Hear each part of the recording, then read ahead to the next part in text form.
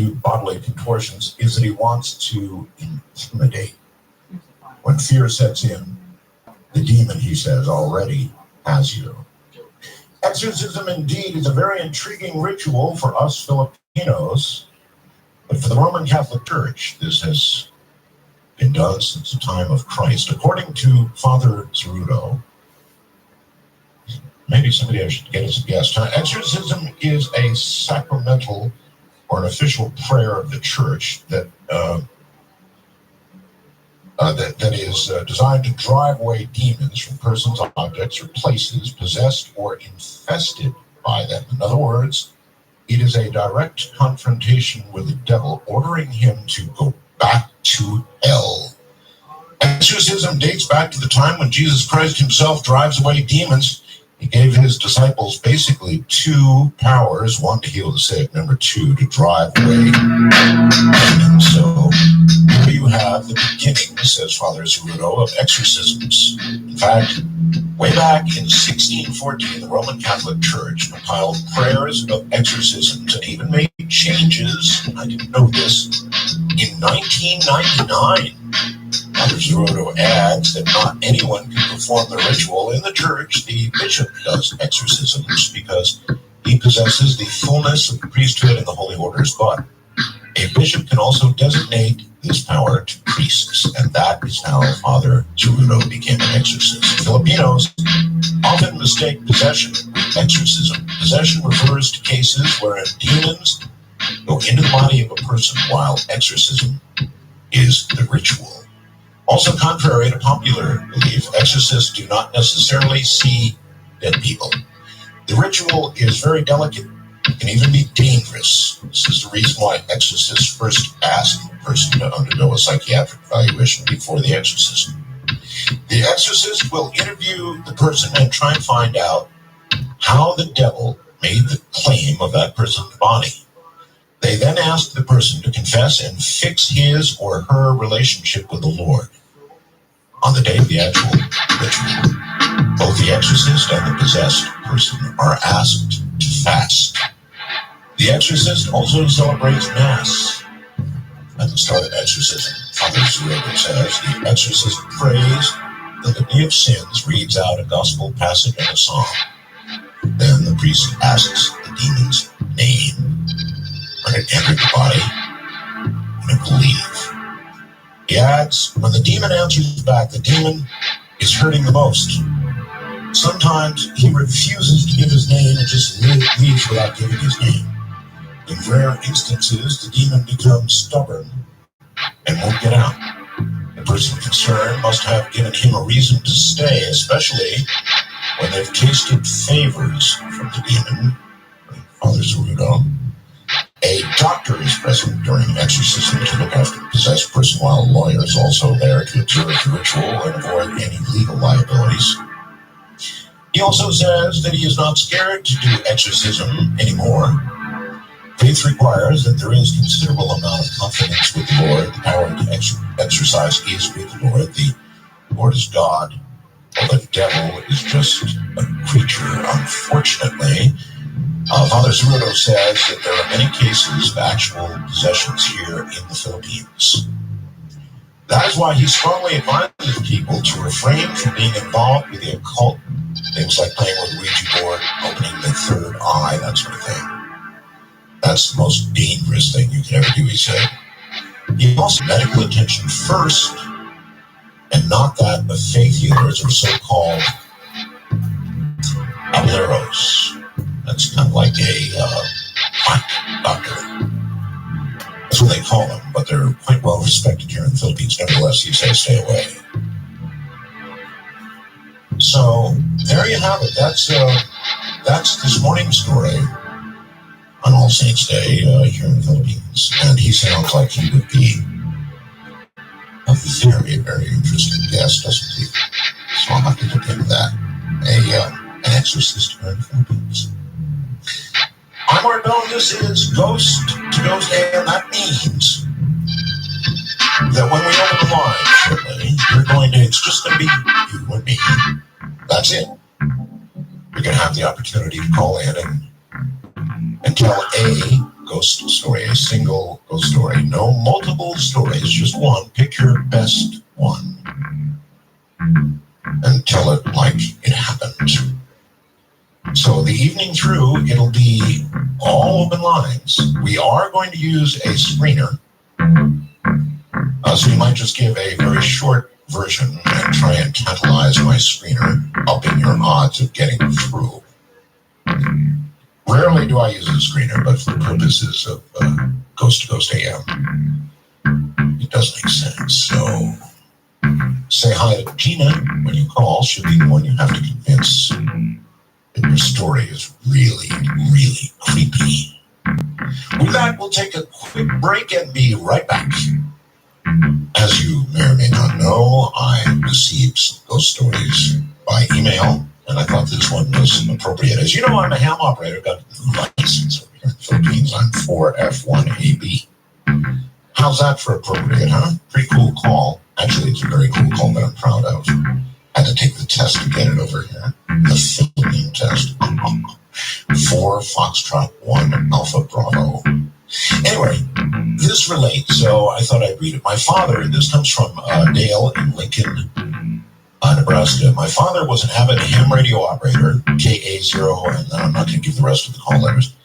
He had built a radio shack in the backyard that he used as a getaway, when he wanted to spend some time on the radio.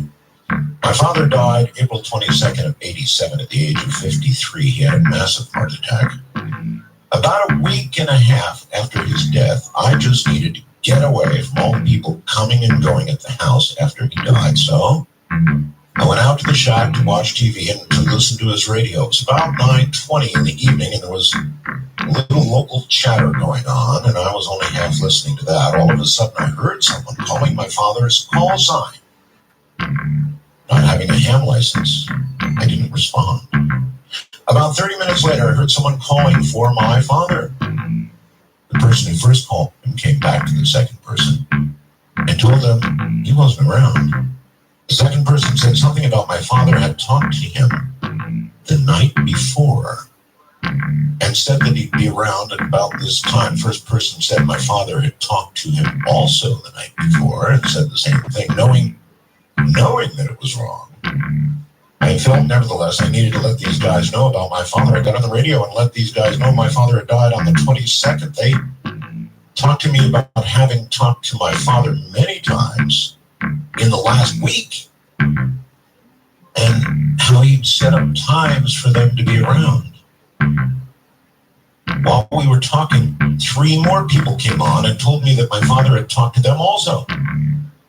After about an hour of talking to all of them, answering their questions and receiving well wishes and condolences, I logged off the radio using my father's call sign for one last time. I guess he loved the radio so much that he needed to stick around for a short time to say his goodbyes. You can imagine that one got me. All right, let me give you a very quick version of the phone numbers to give us your ghost stories, your various ghost stories. And there's no shortage of ghost stories. And that also should tell you something. I mean, it really should tell you something. The fact that there are so many ghost stories that it just never ends. That we open the lines and they come trooping through, some better than others. Hopefully this is a night full of good ones. But if you've got one you'd like to relate, west of the Rockies, 1-800-618-8255. East of the Rockies, 1-800-825-5033. First-time callers, love you.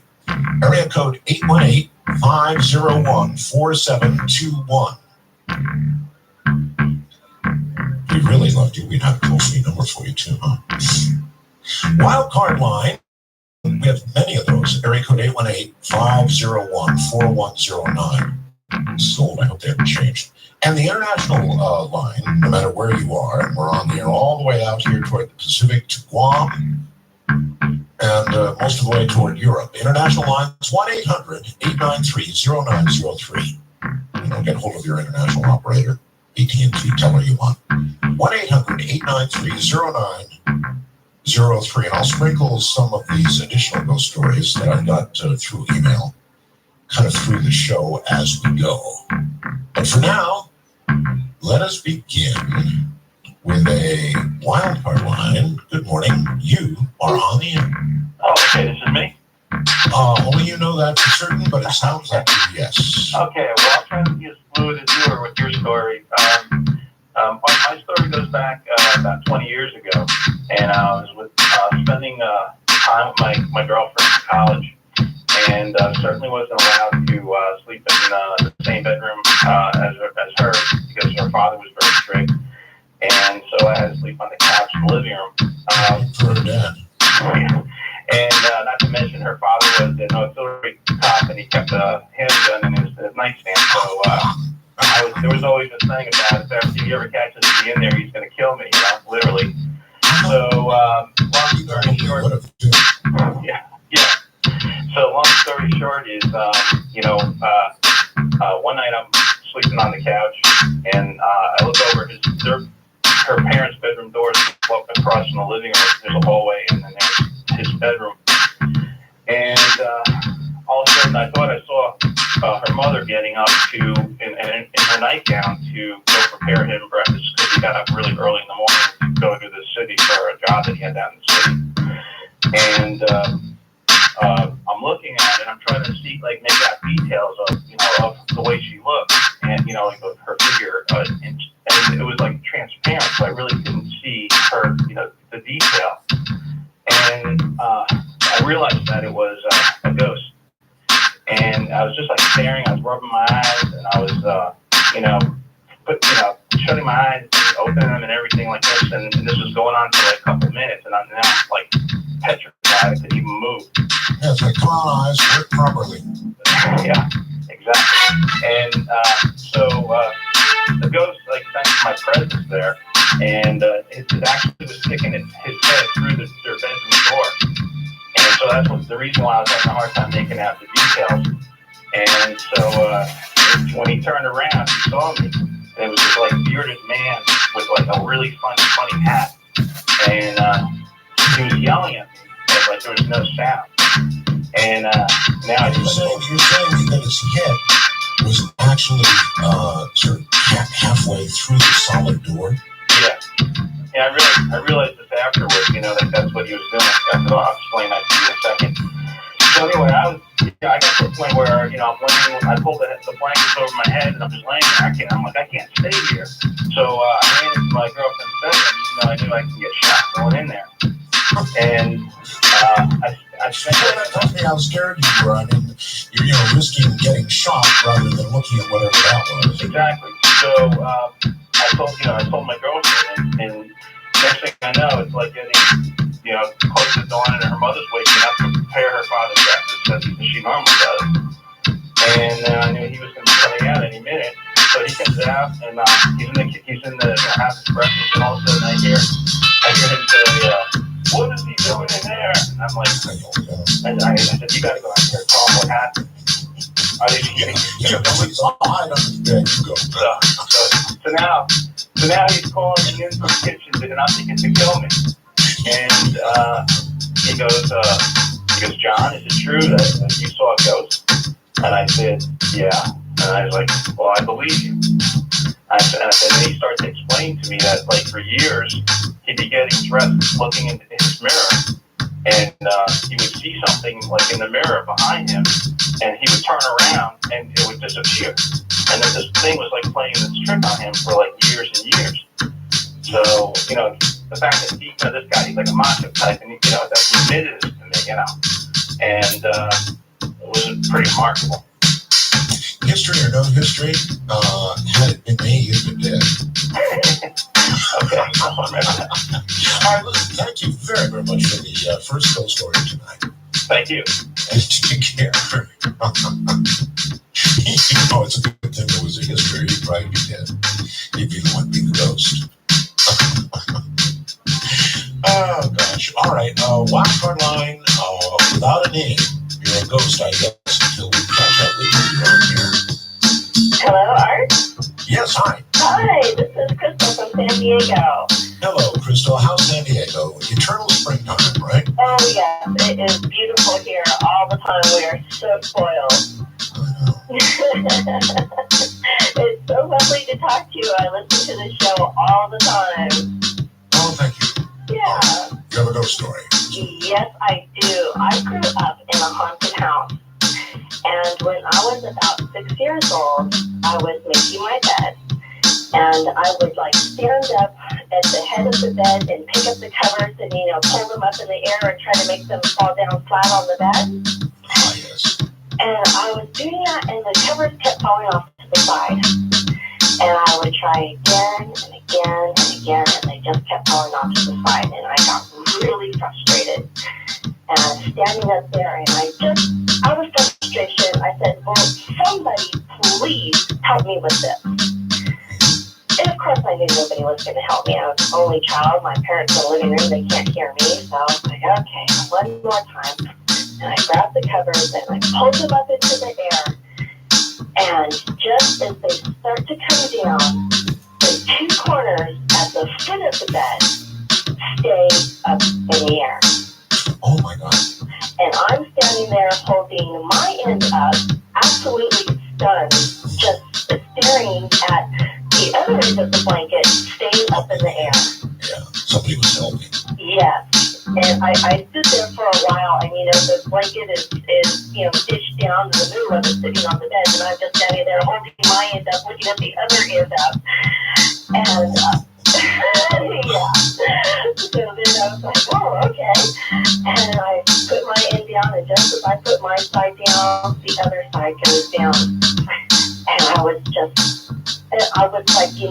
really glad that the ghost helped me. And at the same time, scared out of my wits.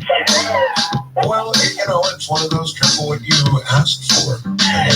Yeah, because I definitely asked for it. How old were you at the time? I'm sorry. I was about 6 years old. Oh, 6. Yeah. Such thing never occurs when you're older, when you sort of wish out loud for somebody to assist you in somewhere or another. Never happened. But for a 6-year-old... I guess from the heart of a child, right? A child, indeed so. That's a wonderful story. Thank you very much. You're welcome. All right, take care. Can you imagine, your covers up, covers come down, one side, then the other side, then the other side. Well, someone help me! And the bottom covers standing in the air. And that would freak me out. Certainly would freak me out. Sometimes I wonder why our children are blessed with more frequent occurrences like this. And sometimes I think, well, it may be because they have not been taught yet that this kind of thing just can't happen. Just doesn't happen. But as they get older and older, everybody says, oh, that's baloney. That kind of stuff can't be. It's not true.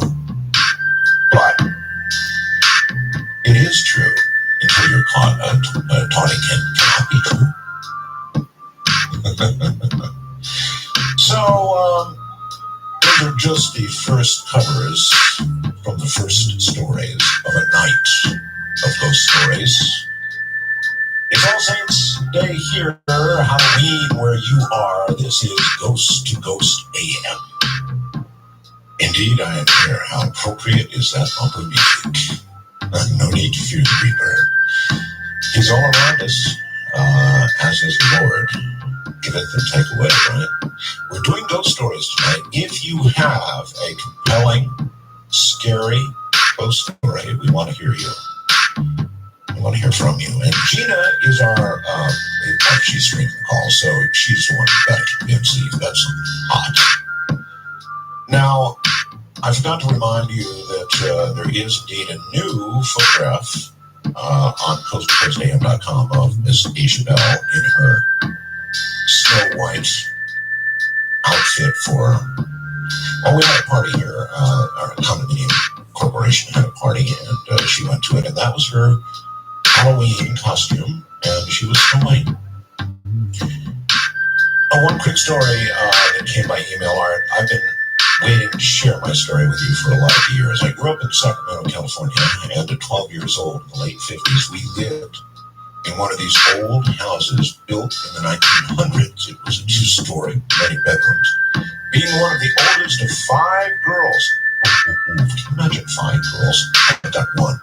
Imagining 5 is terrifying in itself. I got my own room, she says. Always had some sibling conflicts going on. We weren't very gentle with each other. It was a warm, moonlit night. My bed faced the window. I had the window open. Light from outside slightly lit up the room so you could make things out in the room. I was under the sheet, not asleep yet. Looked at the foot of my bed, saw what I thought was one of my sisters sitting there. My sister was about the same age, 8 years old, and also had long brown hair. This girl was wearing a white dress, lots of ruffles, sort of olden style, just sitting there at the edge of my bed with her back to me, looking out the window. And I said, "What are you doing?" "Get off my bed." She didn't move. She did nothing. I said again, "Get off my bed." This time, with my foot under the cover, I aimed my foot at her back and her bottom to shove her off. Or my foot went right through her into the air. I gasped in shock, too afraid to scream, pulled the covers over my head, too scared to move, not knowing what I saw. From that point on, I was terrified something was going to happen to my sister.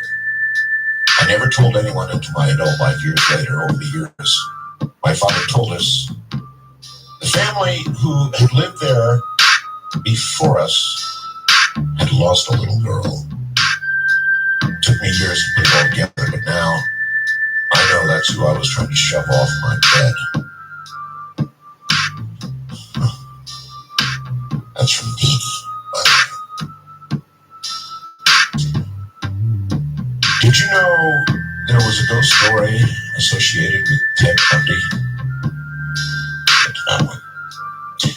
Wildcard Line, you're on the air. Good morning. Where are you, please? Hi. Hi. I'm in southeastern Oregon, and the story I have is about 15, 16 years old. I was 20, and right after first getting married, I went to Central Florida, south of my hometown of St. Augustine, and being from a native family there, for many years I was an orphan, and we kind of study our history and know who we all are. In fact, there was lots of traders and things, and that's why this story is so detrimental to me. I mean, since then I've had a lot of encounters, but they've all been pretty positive. And the first encounter I had was a murderous encounter. I had an apparition try to kill me when I was 19, 20 years old. Laid in bed, my father-in-law's house after being married, and the holidays, the back room. The room we were in was kind of small, and kind of had to enter the room around the dresser, just right at the edge of the threshold of the door. Late at night, probably close to midnight like it is now, and ambient light from the hallway in the bathroom so people can see to get around the house.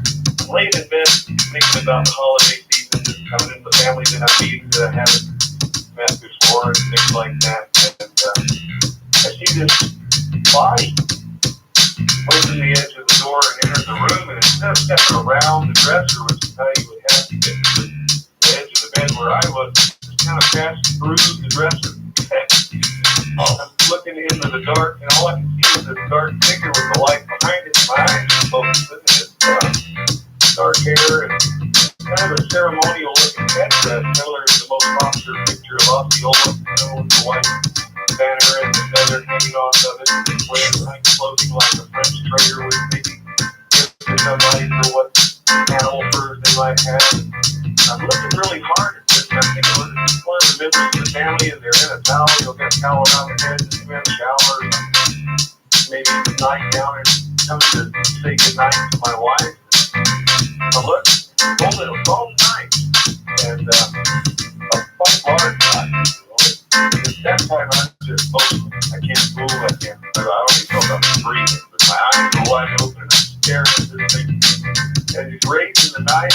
It's clear he's coming for me, and I didn't know what to do. So I screamed and I reached out, and as I reached out, it was gone. I get up and turn the light on. Mother-in-law gets up. I got ring loud enough to woke everybody in the house up. Who made it? He's going through the house with a pistol and looking around for any intruder or anything like that. Nobody there. I took quite a few days just trying to remember. And You have to wonder, you know, if he hadn't disappeared, and he had in fact killed you, there might have been no sign that it was a murder at all. In other words, that ceremonial bone knife might have gone into you, and I don't know, when the coroner looked at you, it might have been just another heart attack. that's exactly what I thought. Years later, I thought, thinking back about that, I did exactly that. I thought, this is kind of like a ceremonial sacrifice. It turns out later that part of Central Florida that I was in was a large hunting ground for the Seminole and Creek Indian tribes, and then later became a reservation for a lot of South Indian tribes that were moved into the tip of Florida. They weren't so pleased. I wonder if maybe he wasn't happy we were there. There you go, that's exactly. And then just one more note. A lot of people die in their sleep, right? Well, how do we know that they weren't killed, perhaps even scared to death by something like you just described? But you know, when you're on the slab with a toe tag, it's just a heart attack. So there's no way we can know.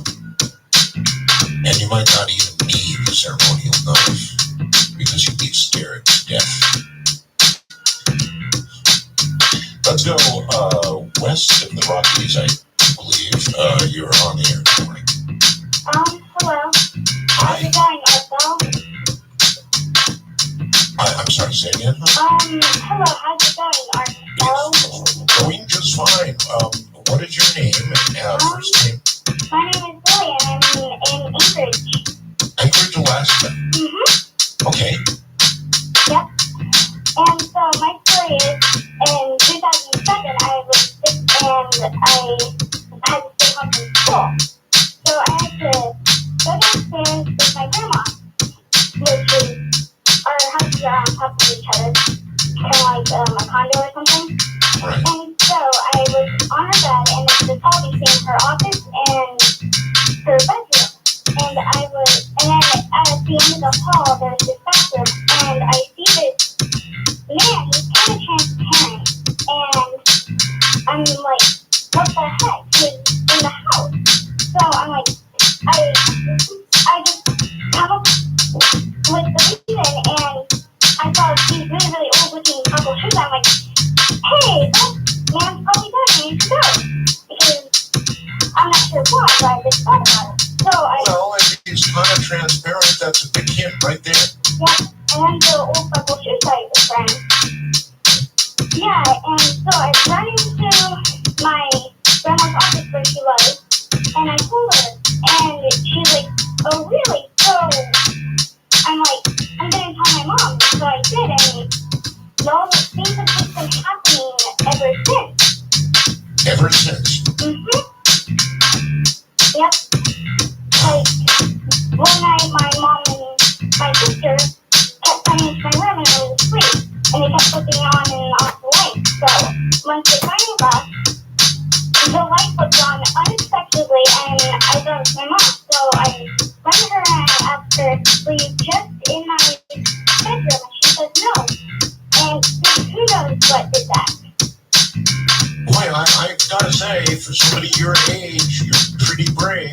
Mm-hmm. All right, thank you for the story, and you take care, okay? Okay. Okay, bye-bye. The young ones. Happens to the young ones.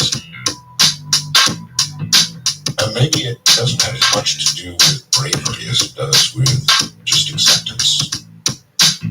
When you're really young, you just accept a lot of things. I mean, my daughter, who is now 3 years and 5 months. Oh, by the way, you can sure see a good picture of her. And what they did tonight was very interesting. I sent the current photograph, and they put a series of photographs by it that date all the way back to 2007, so you can see her growing up. It's kind of cool. And so that's all on coasttocoastam.com, along with a lot of Halloween-related kind of stuff. You can see her since she was a baby. You know, they just selected some pictures along the way, and you can literally see her growing up. Really cool. East of the Rockies, talking more. Well, no, I'll talk about East of the Rockies. Hold tight for a moment. We're going to do a break, and then we'll go East of the Rockies. You know, Asia lives in her imagination a lot of the time. It's a really good imagination. In fact, it must be a wonderful world. So, if you were to see something like that at a young age, it seems to me it would just be a component part of your imagination, or you would interpret it that way. And you might not stop seeing these things until you were taught that you ought not be seeing them. East of the Rockies, give it a try now. You're on the air. Hi. Hello. Are you there? Yes. Hey, this is Chris in Massachusetts. Hello. It's an honor and privilege. How's Massachusetts this morning? Pretty chilly. Real cool. Yeah. Not like that for you, huh? Not like that for me. In the beginning, we're in the cooler part of it, beginning to cool down a little bit here. But we're still probably about 30, 32 degrees centigrade, something like that. Oh, yeah, it's real cold here. I tell you, I was messing around on the computer, and about 2 hours ago, I came across, I guess, this organization went after some of the information related to the 9/11 stuff, the footage, video, all that stuff. And I guess they ended up through the courts or whatever, they received a bunch of this material from the National Institute of Standards and Technology. Right. It's a NIST. I guess it's a collection of 6,500 video clips, and it's just a ton of data. It's actually 924 gigabytes of information. Smokes. So I guess these different groups are kind of parsing it out and having people start to look at it and try to go through it and see if they see any strange stuff. So it's so huge. I started looking at it, and I just picked this little clip. It was like a 2 gigabyte clip, and it had probably, I don't know, maybe 100 videos in it. So I just started going through them, and I got to video 147, and I don't know what to say. It starts off this black, like, it looks like a ghost, like, I don't know what the thing to call it. Big black thing shoots up to one of the buildings, it slides along the side of the building, and it shoots down at a 45-degree angle, shoots over to the other building, wraps around it, and then shoots down at a 45-degree angle. And, Holy smokes. and it's government footage. I understand.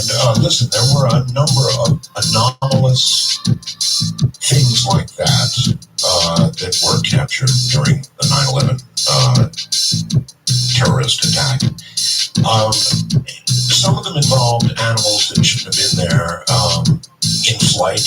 Some of them involved things like you're describing right now, and odd lights and really strange things. I guess around really big tragedies like that, these things tend to occur. What have you done with it?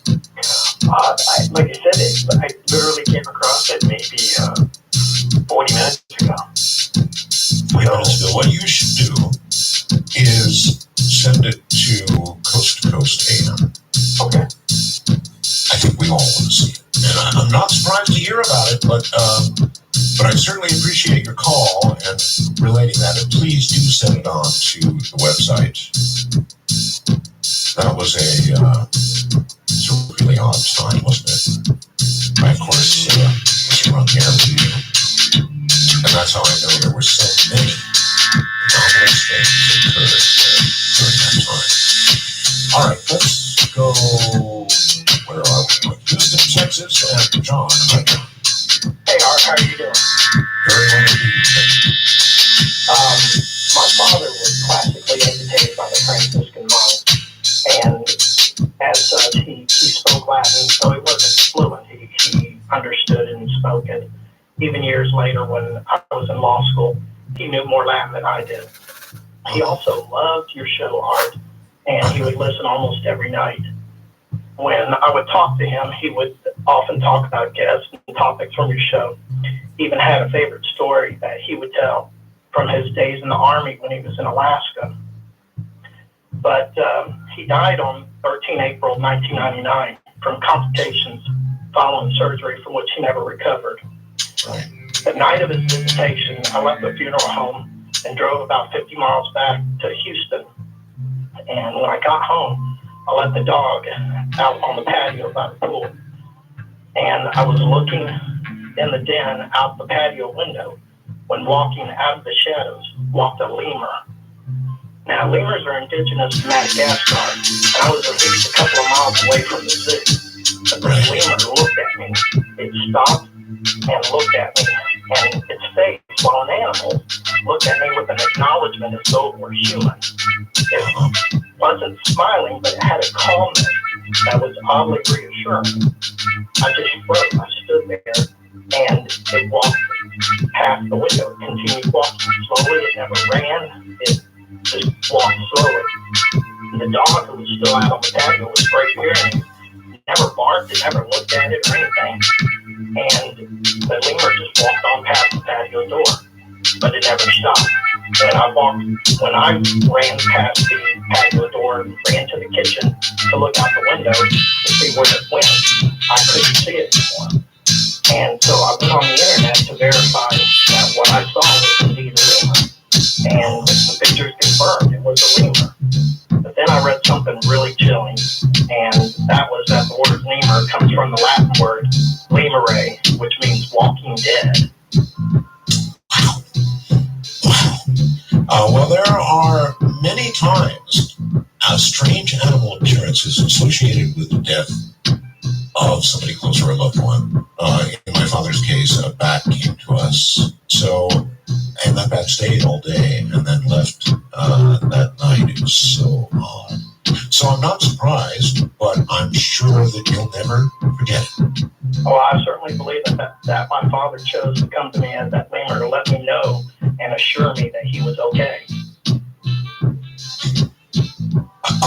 Either that's the case or that's what your mind decided it meant. Either way, it certainly was reassuring. That's a wonderful story. Thank you. You're welcome. Right, take care. That really is quite a story. And I bet there's a million stories like that out there. On the morning of my mother's passing, a bat came to us, just really odd, out in the desert, landed right on our porch. He was okay. That was okay. There was nothing wrong with that bat. He just decided to land right on our porch, right in front of our front door. We picked him up. That's right. Picked him up and carried him to the shade where he remained during the day. And then that night, once the sun had set, the desert was quiet, he flew away. And he stayed all day long on the day of my father's death. This is Ghost to Ghost AM.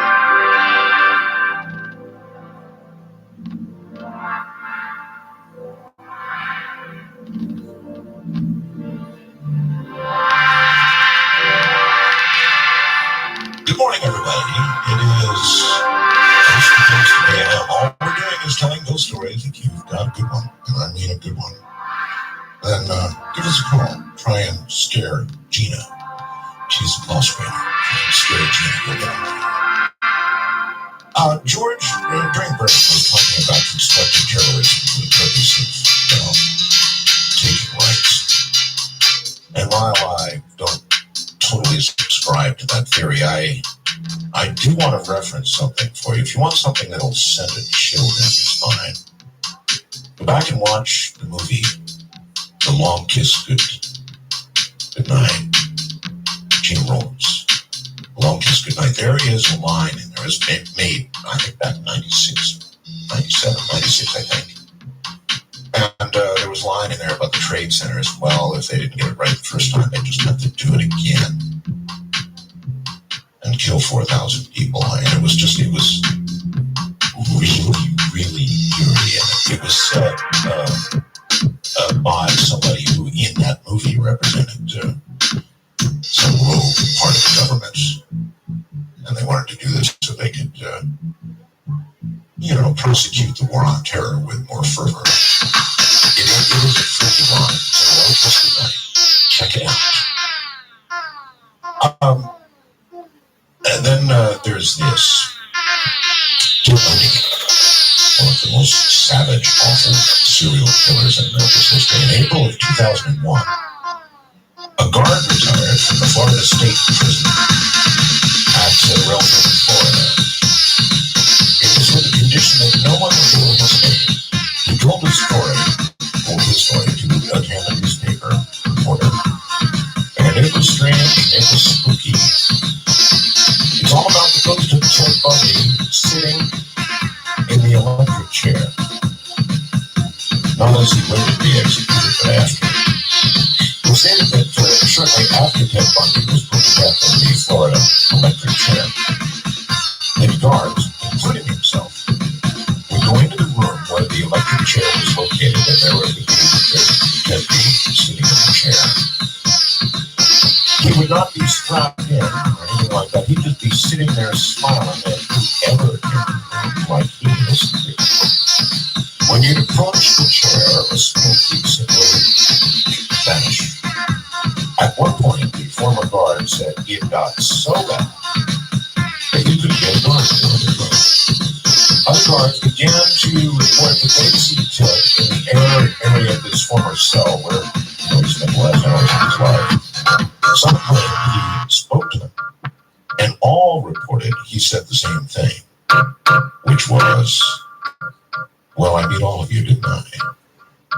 The former guard said the warden and the warden's staff went guard to guard and told them that any guard who reported what was going on at that prison would find himself out of a job, fired. Several didn't have to be warned. They quit after seeing Ted a time or two.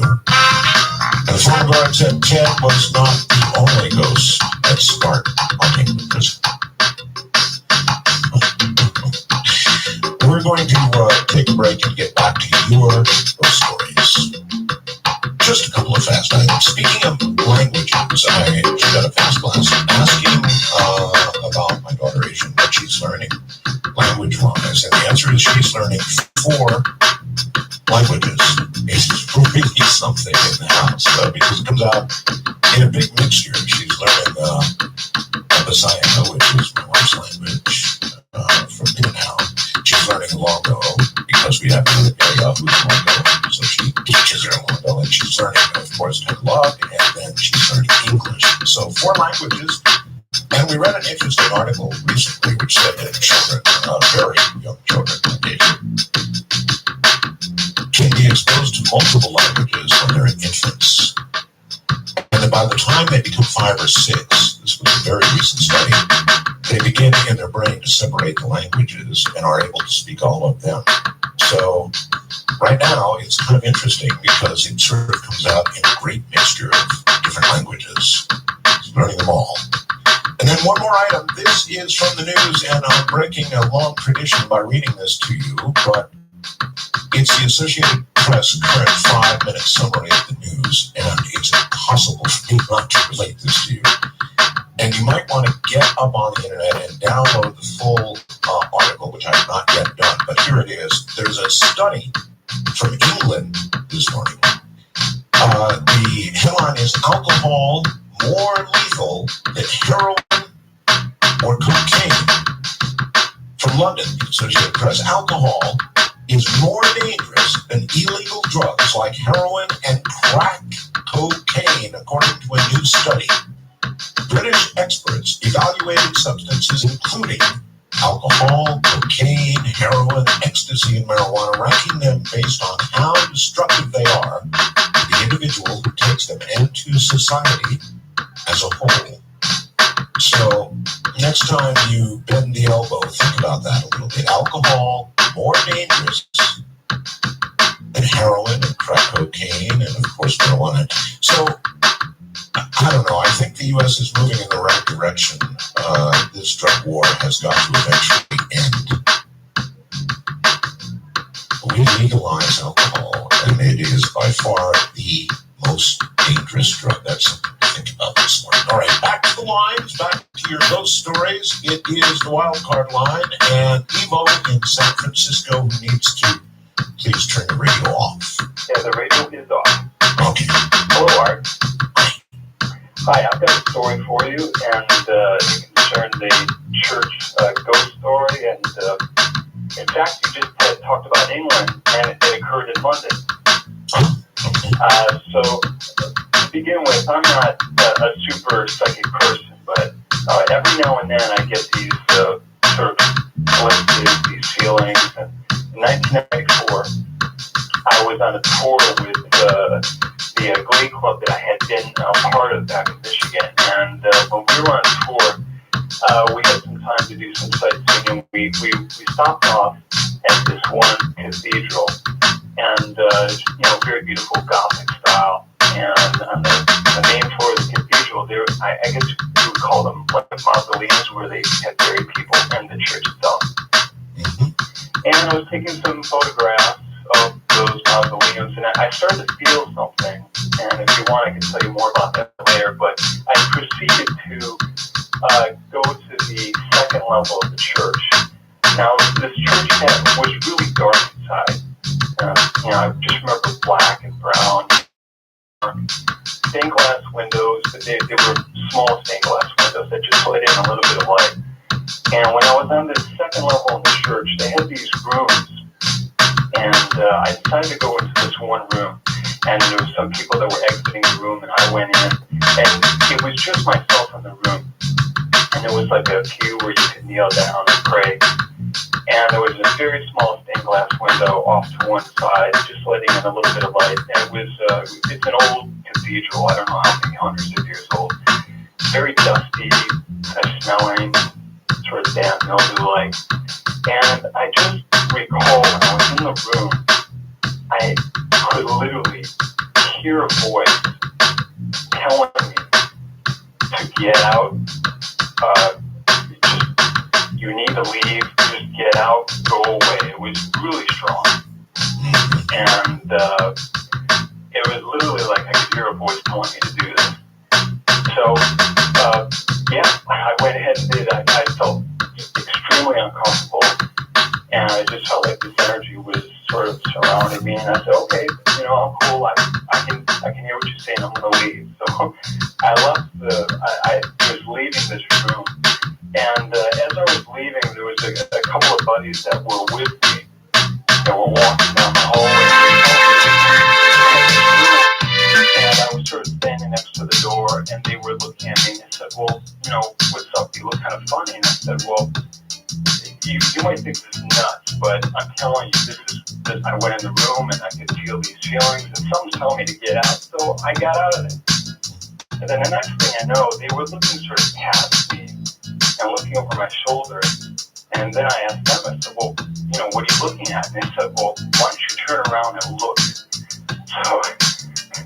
So I turned around, and there was a plaque next to the door, and I don't recall what year that it happened, and it was probably a couple hundred years ago, but the plaque on the door had stated that such and such a year, someone was beheaded in that room. Well, okay. You know what? I absolutely believe you. And here's why. We just did a show on EVP, Electronic Voice Phenomena, and through the years, I don't know how many times some voice, I guess a ghost, has told them to get the hell out.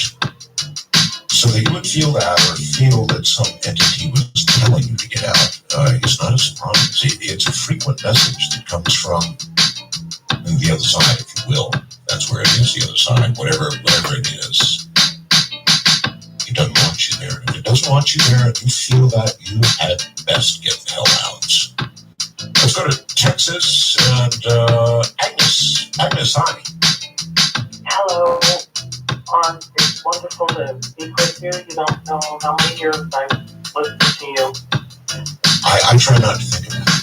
Yeah, I know I feel the same way, but I have to tell the truth. Here's years ago, my husband had passed away, and before he died, he told me, I just got two quick things. Before he died, he told me to watch out for black butterflies. And I don't think I've ever seen a black butterfly. black butterflies down here in Texas.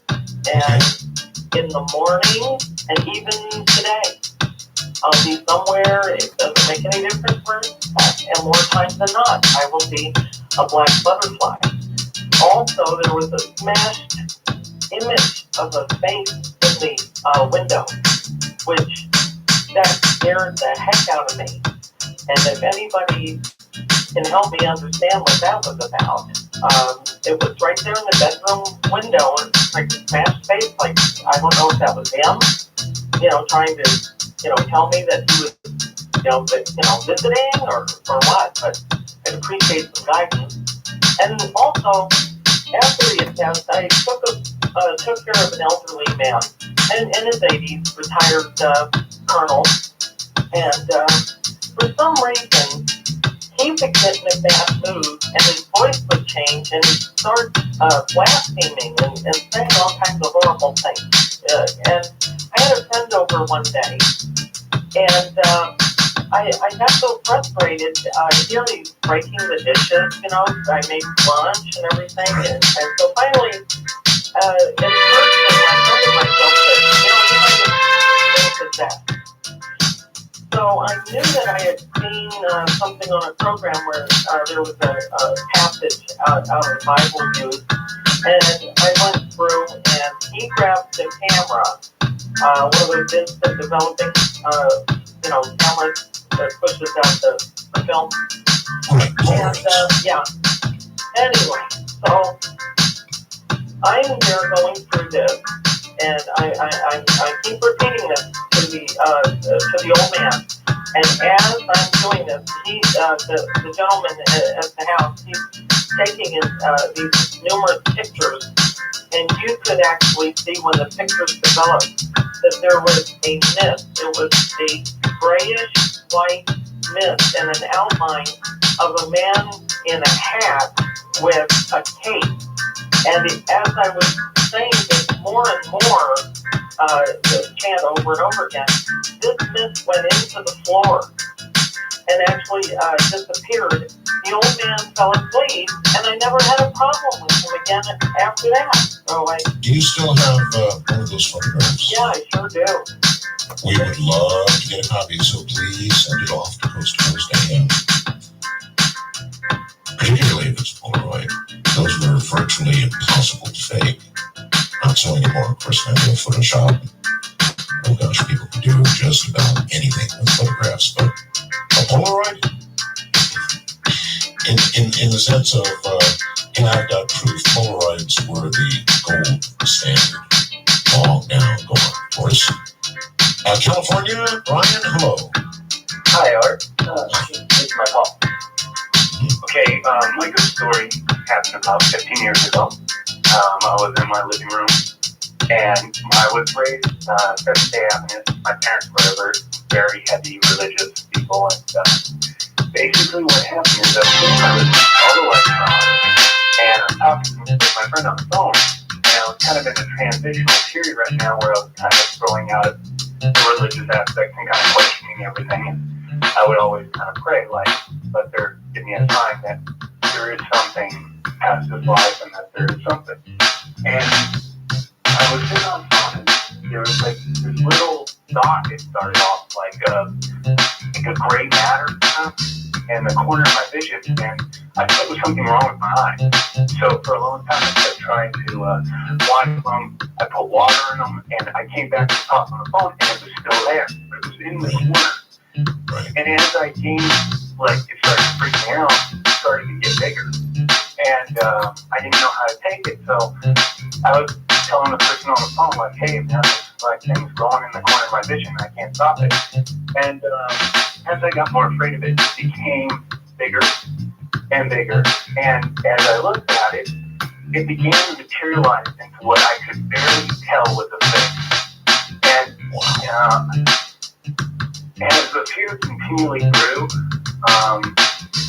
it started to become more relevant to my vision, and I would look at it, and it would take on a newer, clearer form. And from what I could see of its face, it didn't look human. It looked like the best I've been able to explain to family and friends is like a punch doll face. And it freaked me out because I couldn't tell what it was, but it was immediately, I was like, is this real? What's going on? And my mind's going in like a million directions. You know, boy, it's a new one for me. I've never heard of this, and I do indeed understand what you're talking about. It was in something in your eye. In other words, it was in your own vision. How long did it last? This is what creepy. It lasted for, I lost count of time, but it couldn't have been more than a couple of minutes. It took about 10 minutes overall, but 2 minutes to materialize into something that I was able, I don't know if I fed it to her and it was able to materialize through it, or how it happened. But I've never seen anything since or after this, but at the tip of my experience, I looked at it, and right before I ran out of the room, right through it, it looked a bit like about 4 or 5 feet tall, and this is the thing I battled with, is it went around the corner, and it was holding on to it, smiling at me. So I tried to think about what the heck was the thing, and it was either taunting me, messing with me, or doing something, and Well, remember, ask and ye shall receive. You asked for a son, right? Right. And I absolutely got something, but I would think if it was something of God, it would have been something that would have been less frightening. This was definitely Apparition Mary or something like that, but what you got was not necessarily from our Lord. No. And that's the thing, is it got weirder because I woke up my mother, I told her the situation, and she's like, oh, did you bring a demon into the house? I'm like, I have no idea. I'm like, so I go to sleep, and I've got every light on in the house, and my parents' door is wide open, and I fall asleep. I wake up in my dream. I'm in my house, exactly where I slept. I got up, walked to my front door, and just kind of goes straight, and then there's like a hallway in the living room I was in. Well, Very quickly, we're out of time here. Oh, no problem. There was like a fence outside, and I saw what looked like a cold cat going by, but it was something screaming for me to come outside. And my parents came and fell on their knees and were like, what did you bring to our house? And I woke up. Oh, man, what a story. This is Ghost to Ghost AM. You can kind of feel it in the air, can't you? A more crisp crackling of the air. I like this. It is there. It really is. This came in the email. When I was 8 years old, I lived in a small home in Terre Haute, Indiana. Woke up one morning about 3 a.m. to see an apparition of a military soldier standing right in front of my bed. Looked at me and said, what the hell are you doing by my bed? I looked down my right side and saw a military-style bunk on my bedroom floor. I looked back at the spirit, and it vanished. 12 years later, I joined the Air Force. As I went through the years, I found myself on a training mission in Fort Dix, New Jersey. One evening, as I was retiring to my bunk, a young airman was going through some of my things near the bed. I asked him, what the hell are you doing by my bed? And now I wonder, could that ghost have been me at a future time? Thank you, Ryan from Indiana. That's kind of an interesting thing to contemplate, isn't it? That you, in effect, haunted yourself. All right, onward we go. Corpus Christi, Texas brings Joseph. Hi, Joseph. How are you this morning? Oh, I'm doing quite well. I've been back in San North about 10 years old, and I've been listening to your show ever since. How old are you now? Well, I want to know. I'm 47 right now. Okay. And well, let you know a scary story that I have experienced when I was 10. I remember over at my mom's boyfriend's house, I was getting ready to go to sleep. For some reason, I couldn't sit. Kept tossing and turning all night long. Okay. All right, we're back. It happens every now and then. The ghost machine, don't you know? Are you still there? Yeah, I'm still here. Okay, you were 10. Yes, I was 10. I was at my mom's boyfriend's house, and trying to go to sleep. So I couldn't fall asleep, and then as soon as I was ready to fall asleep, someone had a fly call in my head. It was about 6 feet tall, and a black foot off with a black face, and it looked like it was getting ready to come towards me. So I was like so dead, didn't know what to do. I pulled the covers on my head. 5 seconds later, it disappeared. So I thought nothing of it. I thought, okay, maybe that's a skin thing, whatever. Didn't think nothing of it, so I let it go. And then 6 months later, it reappeared. And to this day, I can't figure out why it kept reappearing towards me. I tried to figure out what hit. Okay, well, the last chapter of that story may not have been written. This may be something that'll be with you all your life. I guess we'll just have to wait and find out. But that does happen. In other words, something that you see, some apparition can appear years later, and then years later again. And then perhaps years later again, and then finally the meaning of it all will sink in on you. Listen, not that I don't appreciate ghost stories, I certainly do. Better buy a real phone. If you have a choice to use a cell phone or a real phone, use a real phone.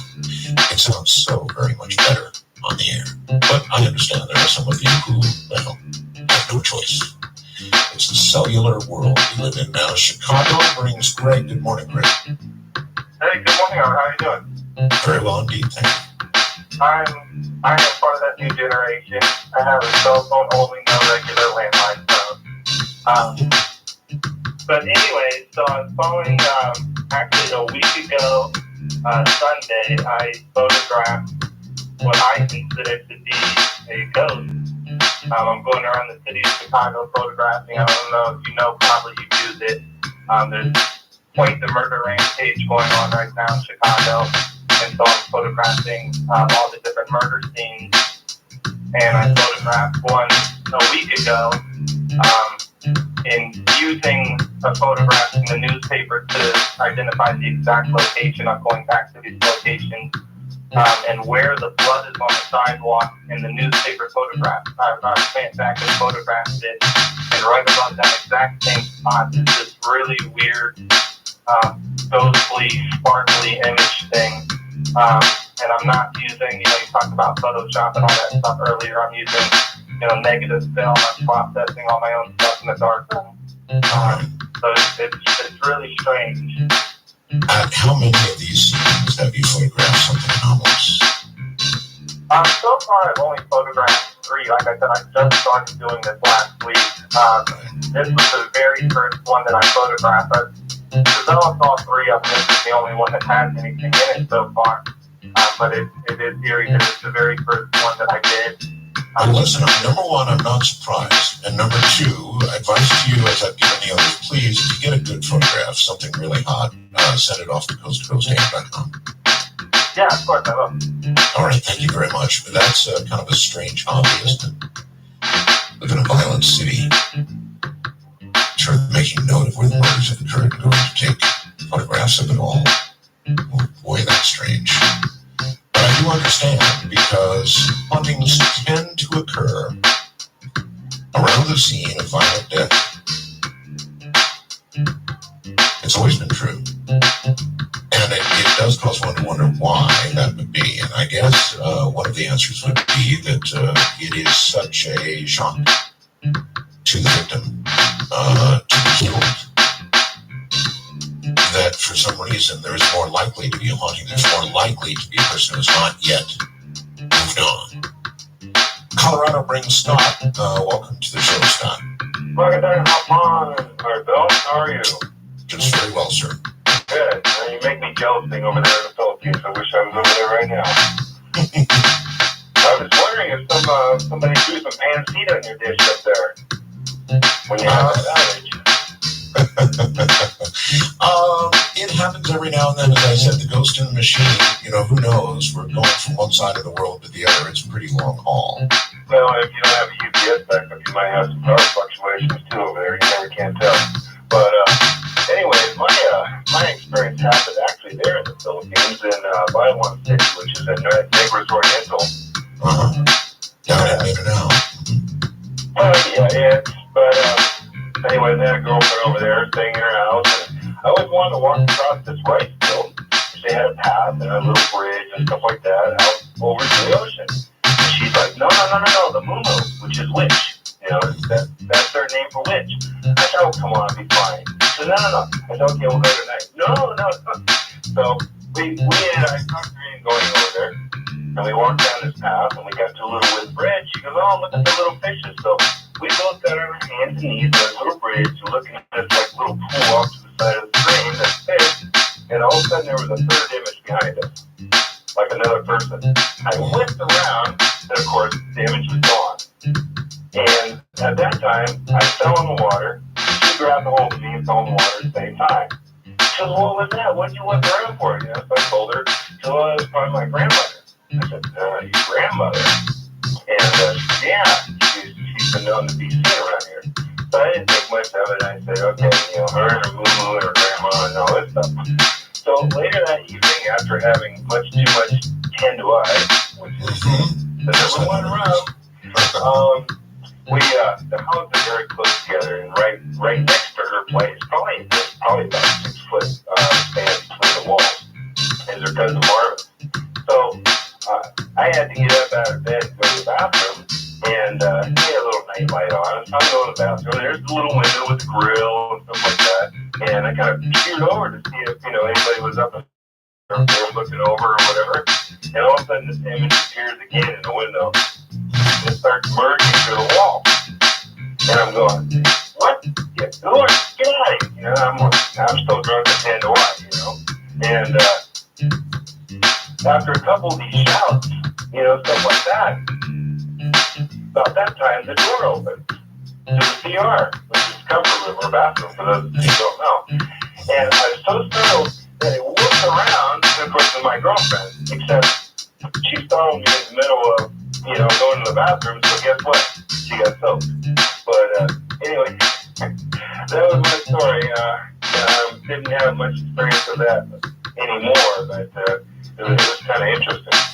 Well, just remember, alcohol is more dangerous to your health, according to a brand new study. By the way, you ought to go up to the Associated Press and get that story before somebody has it. More dangerous than crack cocaine, heroin, you name it. The most dangerous drug is kind of the way I interpret it. That's quite a story, and I doubt that the powers that be will allow it to remain that long in the news. So I would grab it while you can. And speaking of while you can, let's take a break. We'll be right back.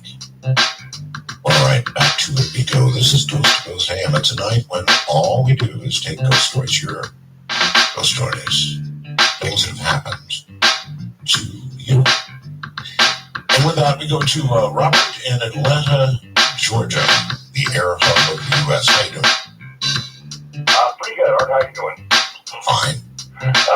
Huge fan. Ever started back in '96, interviewing the intergalactic empire out of Jupiter. Sounds like you're off on another planet right now. You need to get closer to the base of your phone there. All right, how's this better? A little bit. Okay, we'll try that then. All right. My 3-year-old, by the way, is a huge fan of the show. He refers to you as the Boo Man or the Boo Guy. First time I ever heard your show was a Halloween one. So, ghost story. He loved it. Anyway, I'll just go with the story here. It started, this was years ago, when I married my wife, house we were living in. Her ex-husband was living with some friends of theirs, about 2 or 3 houses down from us.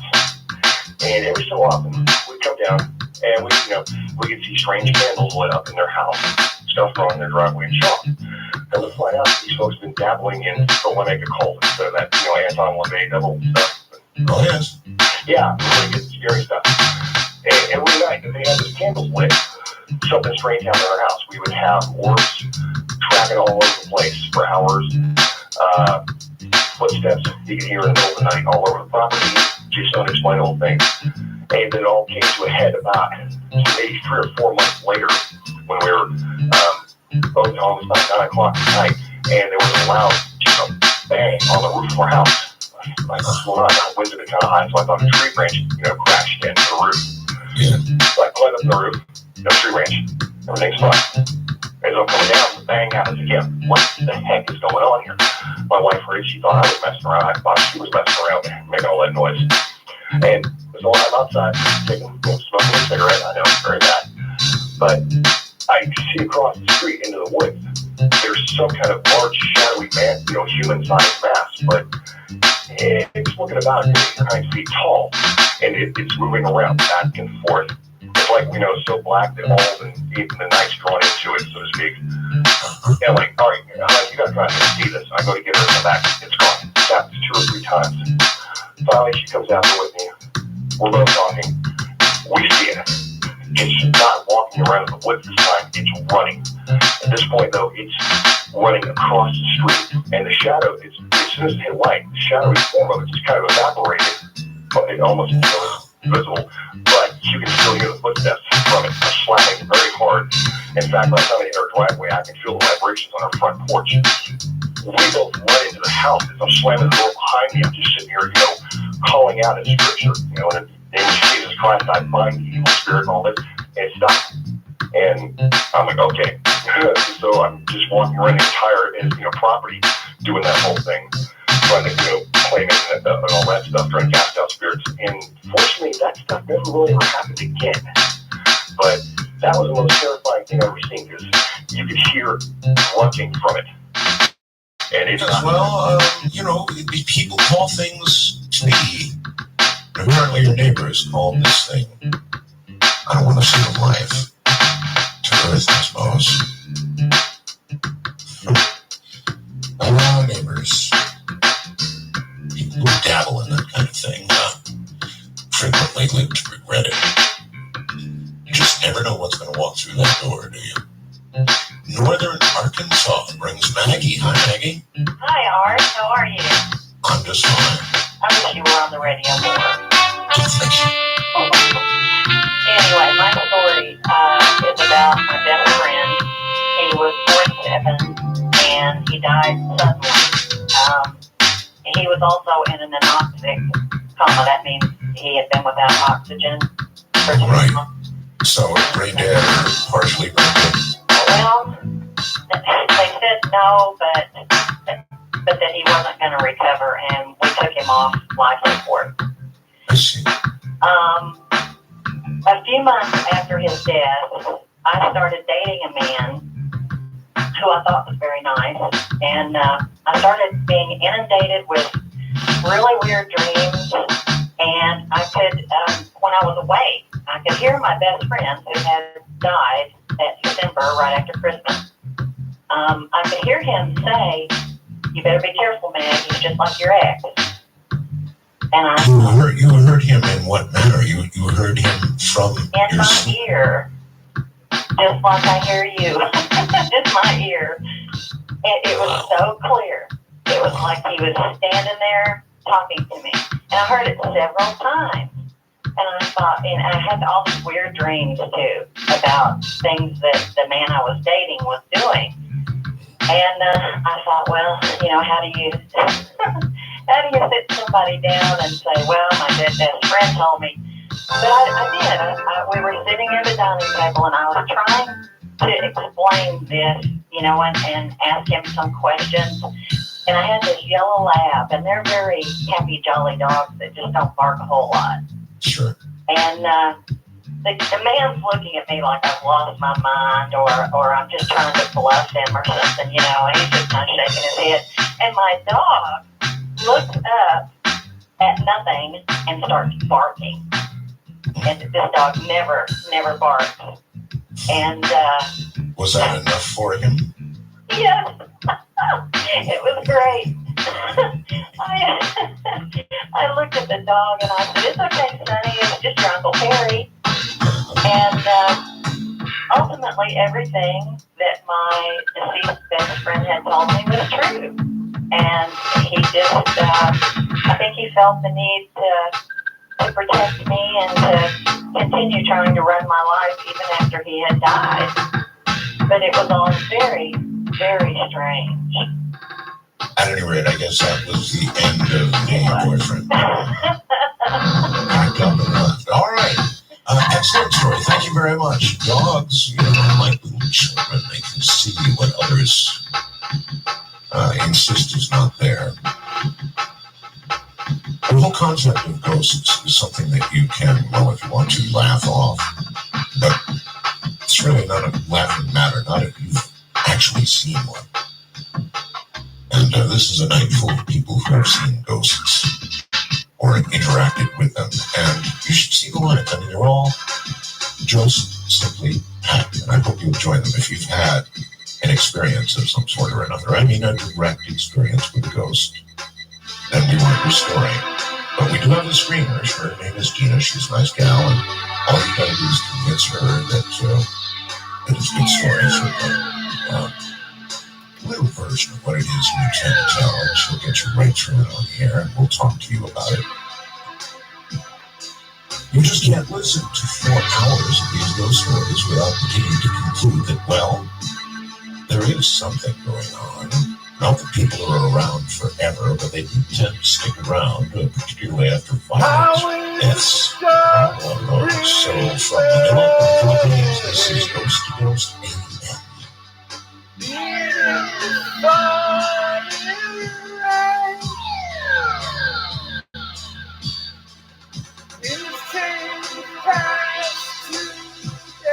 Break the chain at your own risk.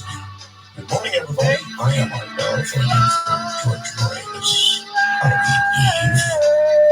Here it's All Saints Day, and my wife will be off running to a mass trouble. Daniel says the following happened to me on about 15 years ago in Northern Alberta. My friend Carl and I were walking home down the country road to get to the pub. We were actually at college just out of town. As we walked, we kept hearing noise from the bushes and fields. It seemed like someone was following us as we went. Well, when I got to a farmhouse, we passed. You could just barely see whatever was in moonlight on the post along the roadway. Something caught my eye. I turned and I looked, and there was a human form, actually standing on one of the posts. I grabbed Carl's arm, and we stopped and watched whatever this was for about 4 or 5 minutes. And all I could say is it looked like a half-dead, emaciated person. And whatever it was doing a strange, slow kind of shaman dance. All the while on top of this pole, it seemed to be staring right at us. We both got the idea together to run like hell. And we ran straight to the cottage and didn't look back. We were petrified. 3 months later, Carl told me one day he was diagnosed with cancer. Only given a few months to live. I was devastated. My best friend was dying. But I spent a lot of time in his final months with him. Watching someone slowly die of some painful disease was horrible, to say the least. And on my last visit, it became completely clear to me Carl was the man on the pole that night. He was dying in bed, thin, pale, and I tell you, it was him. We soon both saw that on the pole dancing that strange shaman's dance. And again, that was Daniel. In a moment, back to you. And now the business at hand. All the way from Montreal, Canada is Don. Hi, Don. Hi, Art. It's actually Montreal, Missouri. Montreal in Montreal, Missouri. Sorry. Not a problem. But I have a great story, a true story that happened. Fire away. Okay, back in, what was it, about 1980 to 81, right in there, my stepsister was divorced, her ex-husband passed away. Well, I was pretty close to him because I used to go to the bar and pick up six-packs for him and all that because he was actually diagnosed with cancer and it was literally eating him alive. So anyway, the day they passed, he was going to be cremated. Well, on that day, my sister was making toast in a toaster oven, like one of those ones that has like a glass window on it, you know what I mean? Oh, Well, anyway, she's wondering what was taking so long. So as she started to walk over towards it, the glass blew out. I mean, literally shattered. It blew out. And what's crazy about it is when she got over there, she saw it was unplugged. And to top that off, the time that it shattered was the exact time that he was being cremated. well, that is weird. Hey, It was up in coincidence. Pennsylvania. Okay, well, I don't know. Coincidence. Perhaps. Our brains do attempt to make sense out of the out of chaos. And we try and figure out what it is. And so some of it could be that. Some of it could be, could be the thing. Seattle and Sam. Who is Sam? Hi, Art. How are you? I'm very well, thank you. Good. Well, here's my story. A number of years ago, I got involved in a business venture back east. It was a family involved in the broadcast industry, actually, and was brought into it by the daughter of the deceased patriarch of the family, who had been a very powerfully regarded individual in his community and had been extraordinarily successful in life, made a fortune. And also, there was a lot of contentiousness in this family, and she told me that when her father passed away, he had said something to the effect that he hoped everybody would fight over the money that he left, which was to most of them, a huge fortune. Anyway, He hoped they would fight over it. yes, he hoped they would fight over the money. Yes, that's what he had said. And in any case, I went back there to the home that her father had actually built by hand while he was developing this business. And she told me that she had seen him there in the past 6 or 7 years since he had passed away. She had seen him there on numerous occasions, sitting on the front porch in a chair, wandering through the house. And it turned out that her father had a propensity to hide money, bearer bonds, all sorts of very valuable things. He would just stuff money in a wall, and so on one occasion, she took me down to the basement of the house where there was a safe that was about half the size of a full-size refrigerator. And she said, that safe's been locked ever since he passed away. We don't even know what's in there. But again, these people have so much money that if there had been $1 million in there, well, it's nice to have another one. That's about it. And we weren't looking for money. We were looking for paperwork that would substantiate some things we needed to know about. So in this basement where the safe was, she said to me at that time, and I tried to open the safe and made sure the door was solidly locked, the handle was locked. I spun the tumblers to make sure that they weren't, and assured that the safe was locked solid. I basically said, well, okay, maybe a locksmith can open this thing up. And then she said to me, look at this right over here. And she took me about 10 feet away from the safe to a little cubby hole in the wall and a sort of open closet without a door. And she said, right here, up in the ceiling, I found $10,000 that he had hidden, stuffed up in the ceiling. So at that point, because I've had some experience with the paranormal, I just said out loud, say, listen, if you're still here, you're on the other side now. You should know that, this isn't what life's about. You shouldn't want this contentiousness and divisiveness to be going on here. You should want people to have a good life and, go on to wherever it is you're going to go on to. All right. And I walked out of the closet with her, and she went off into a separate area of the basement, another room, and I decided I'm going to take some pictures of this safe. And, maybe I'll call up the company and see what it would take to get it open, because it might have the paperwork we're looking for. Well, as I went to take the photographs and looking at the digital viewfinder in the back of my camera, I noticed that there was something strange about the safe, and I put the camera down and went over to the safe a little closer, and I said, oh my God, the door is open now. Wow. and the door was open. The door that had been solidly locked, couldn't move it, was It's open. now open. Now, here's the catch, Joy.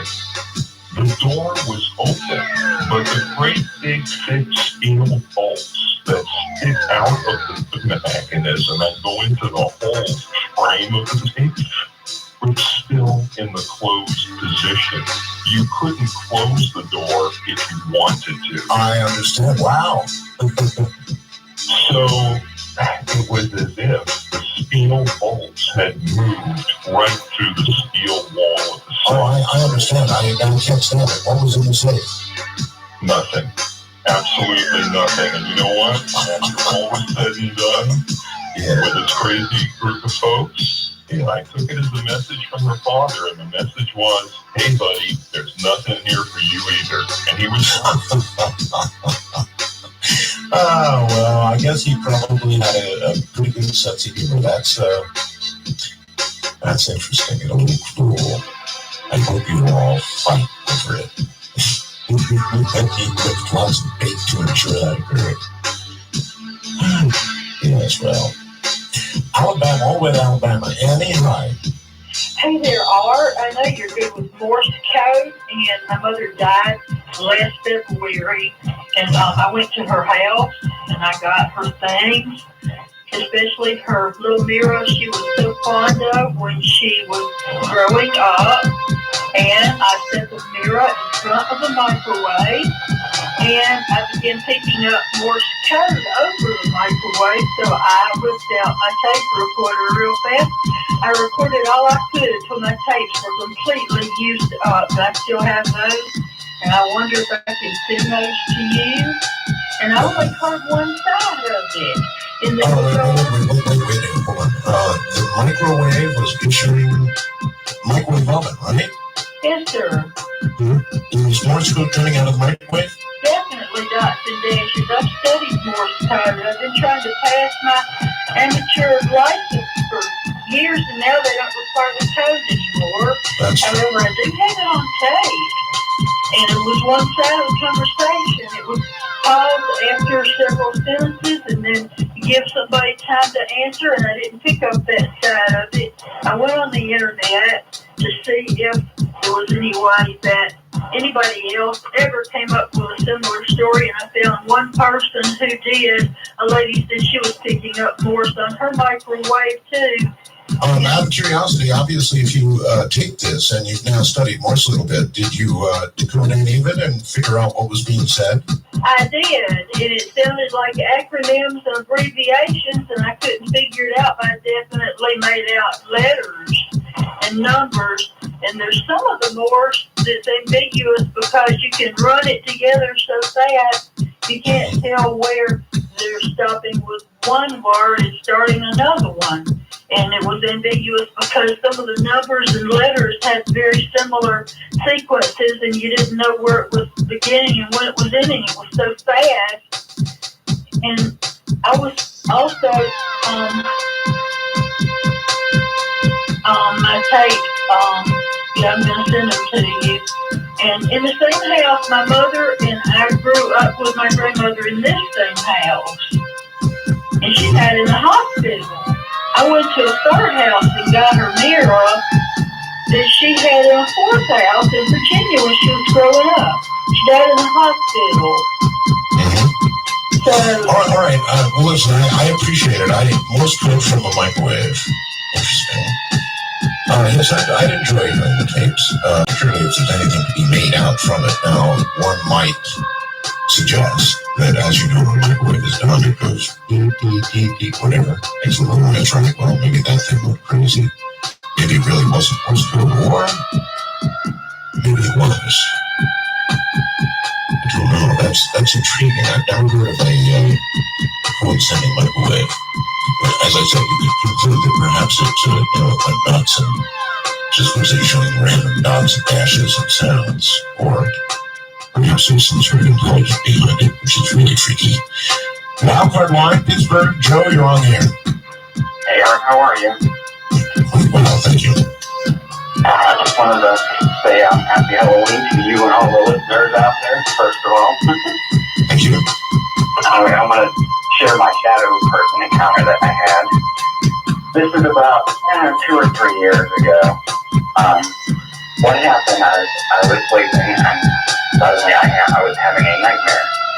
And I came out of that nightmare into a state of sleep paralysis. So I know a lot of your listeners know what that is. You know, my body couldn't move. The only thing I couldn't move was my eyes. I could look around the room. That was it. My physical body was still asleep.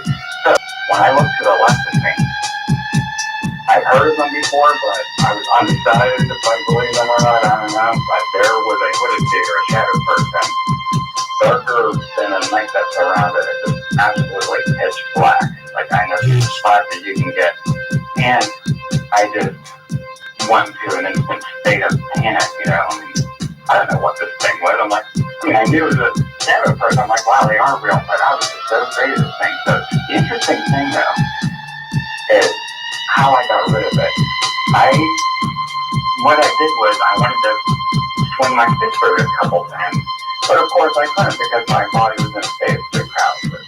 But whenever I thought of swinging my fist through it, I actually saw what I would describe as my astral arm, my astral fist going through the shadow person's flesh. And once he swings at it, when I swung through it, it got like a static electricity cold kind of feeling. And the moment I swung through it, I disappeared and I came out of my sleep paralysis with a spring. So Lucky for you, many others have remained in sleep paralysis while the shadow person / ghost disembowels them. Yeah, it was quite a scary experience. I know my theory on it is I think there's some type of interdimensional being, and I think whenever we have fear in our lives, it's almost like a beacon to them. And I think that's right. I think that fear empowers them.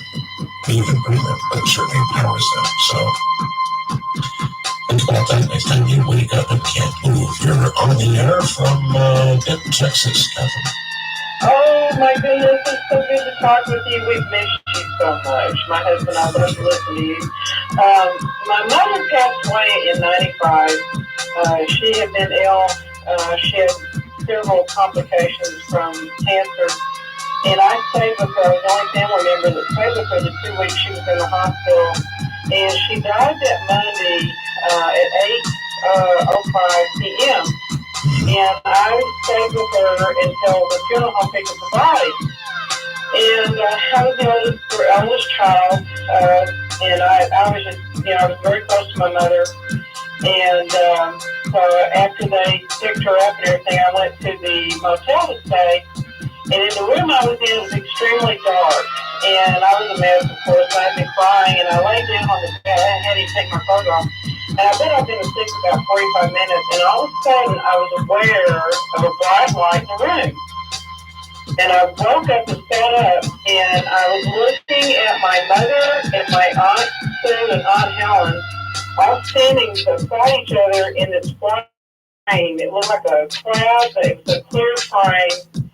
And they were, and she looked at me. She goes, "I always had the best time. We're playing canasta." She said, "Now I'm playing something called 5-card draw. You know what that is?" And I'm just stunned. And I'm looking at her, and I'm noticing her hair. And I go, "Mom, what have you done to your hair?" Because she had hair down to her knees before her stroke, and it was all flipped up on one side. And I'm just kind of looking at her. I mean, I'm looking at them. I'm having a conversation. I'm looking at their eyes. It's like, this is amazing. I mean, I just saw her get wrapped up by a funeral home and taken away, and I've gone back and laid down and gone to sleep, and then they wake me up. Well, we went to the funeral home the next day to make the arrangements, and there were several of us there, and this little bitty, tiny Hispanic lady came into the crowd and kind of rolled around with it, and she saw me, and she walked up and took me by the hand. And she couldn't speak English very well, so she kept asking me to go with her. And I said, okay. Well, she took me into the back of the funeral home and asked me if I liked how she had fixed my mother's hair. And I'm looking at my mother, and her hair is flipped up on one side. And she's been with us.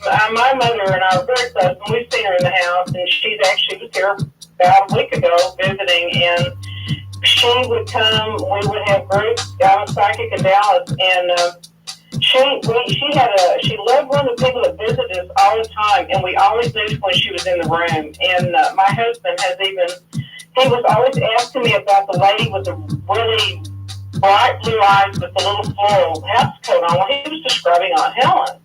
And none of this scared you.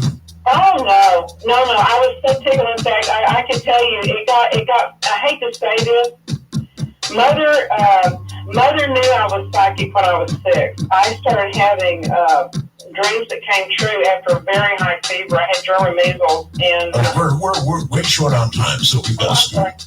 That's all right.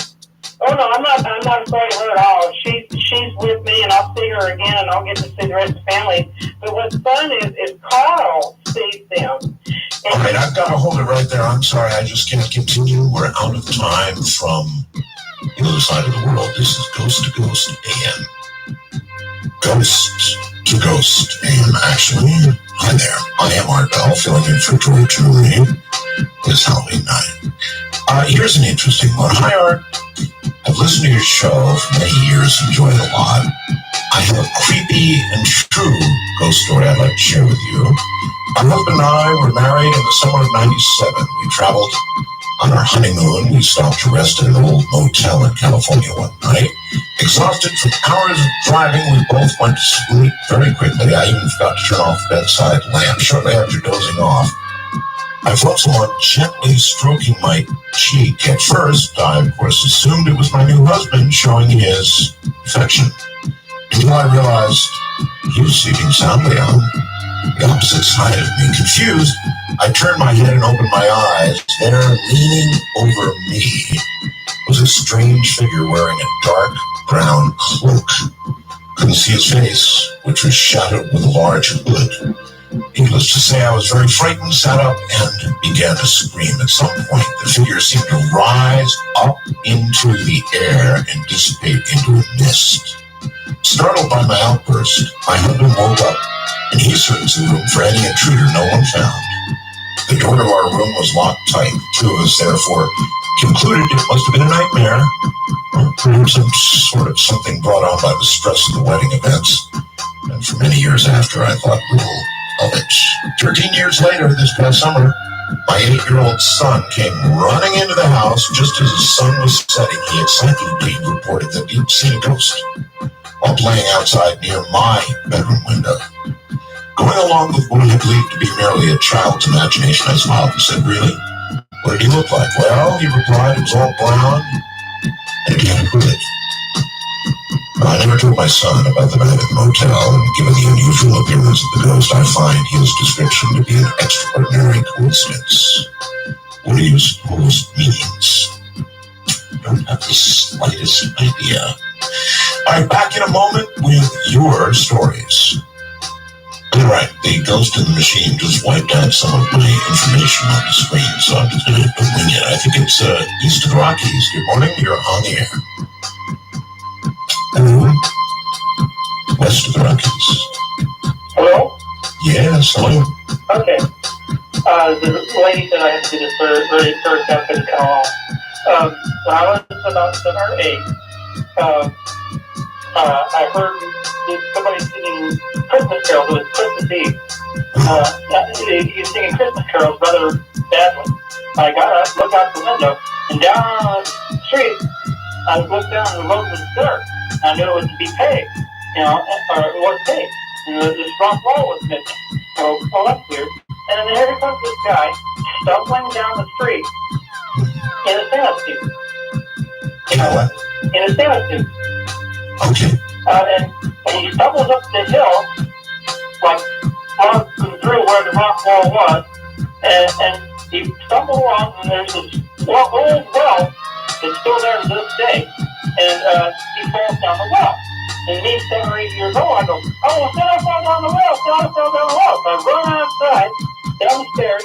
I was in an old 2-story house that was old even when Vallejo was new. And I looked up, and there's the well was filled with dirt, just like it was the day before.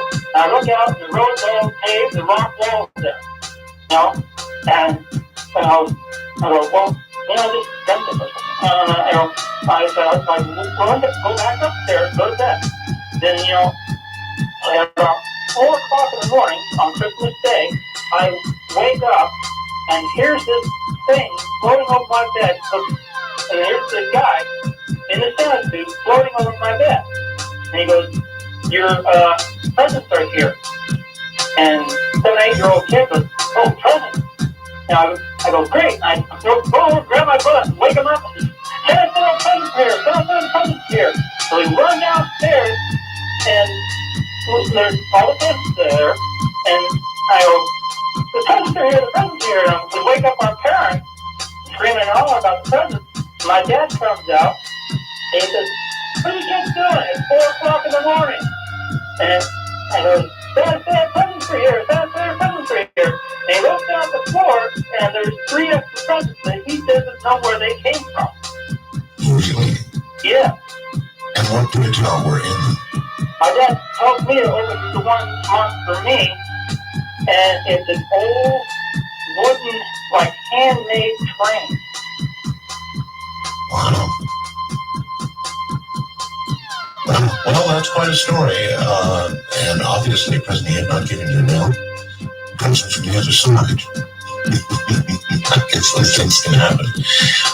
All right, so I think East of the Rockies were correct this time. You're on the air.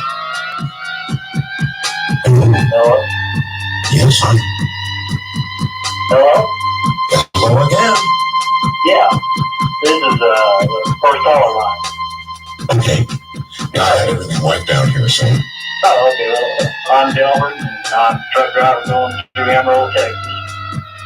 And about 25 years ago, my wife at the time, her sister had gotten killed in a car accident, ran a stop sign around her truck, and her 3-year-old son was with her. Well, he really wasn't 3 yet, it was just before he turned 3.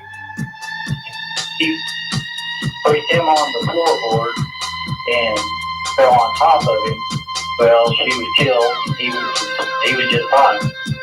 Well, we buried her the day before his 3rd birthday. That day, on his birthday, me and my wife at the time, we were in getting him ready in his bed. Well, they were in her mom's house, and in the room that her sister that got killed and her grew up in.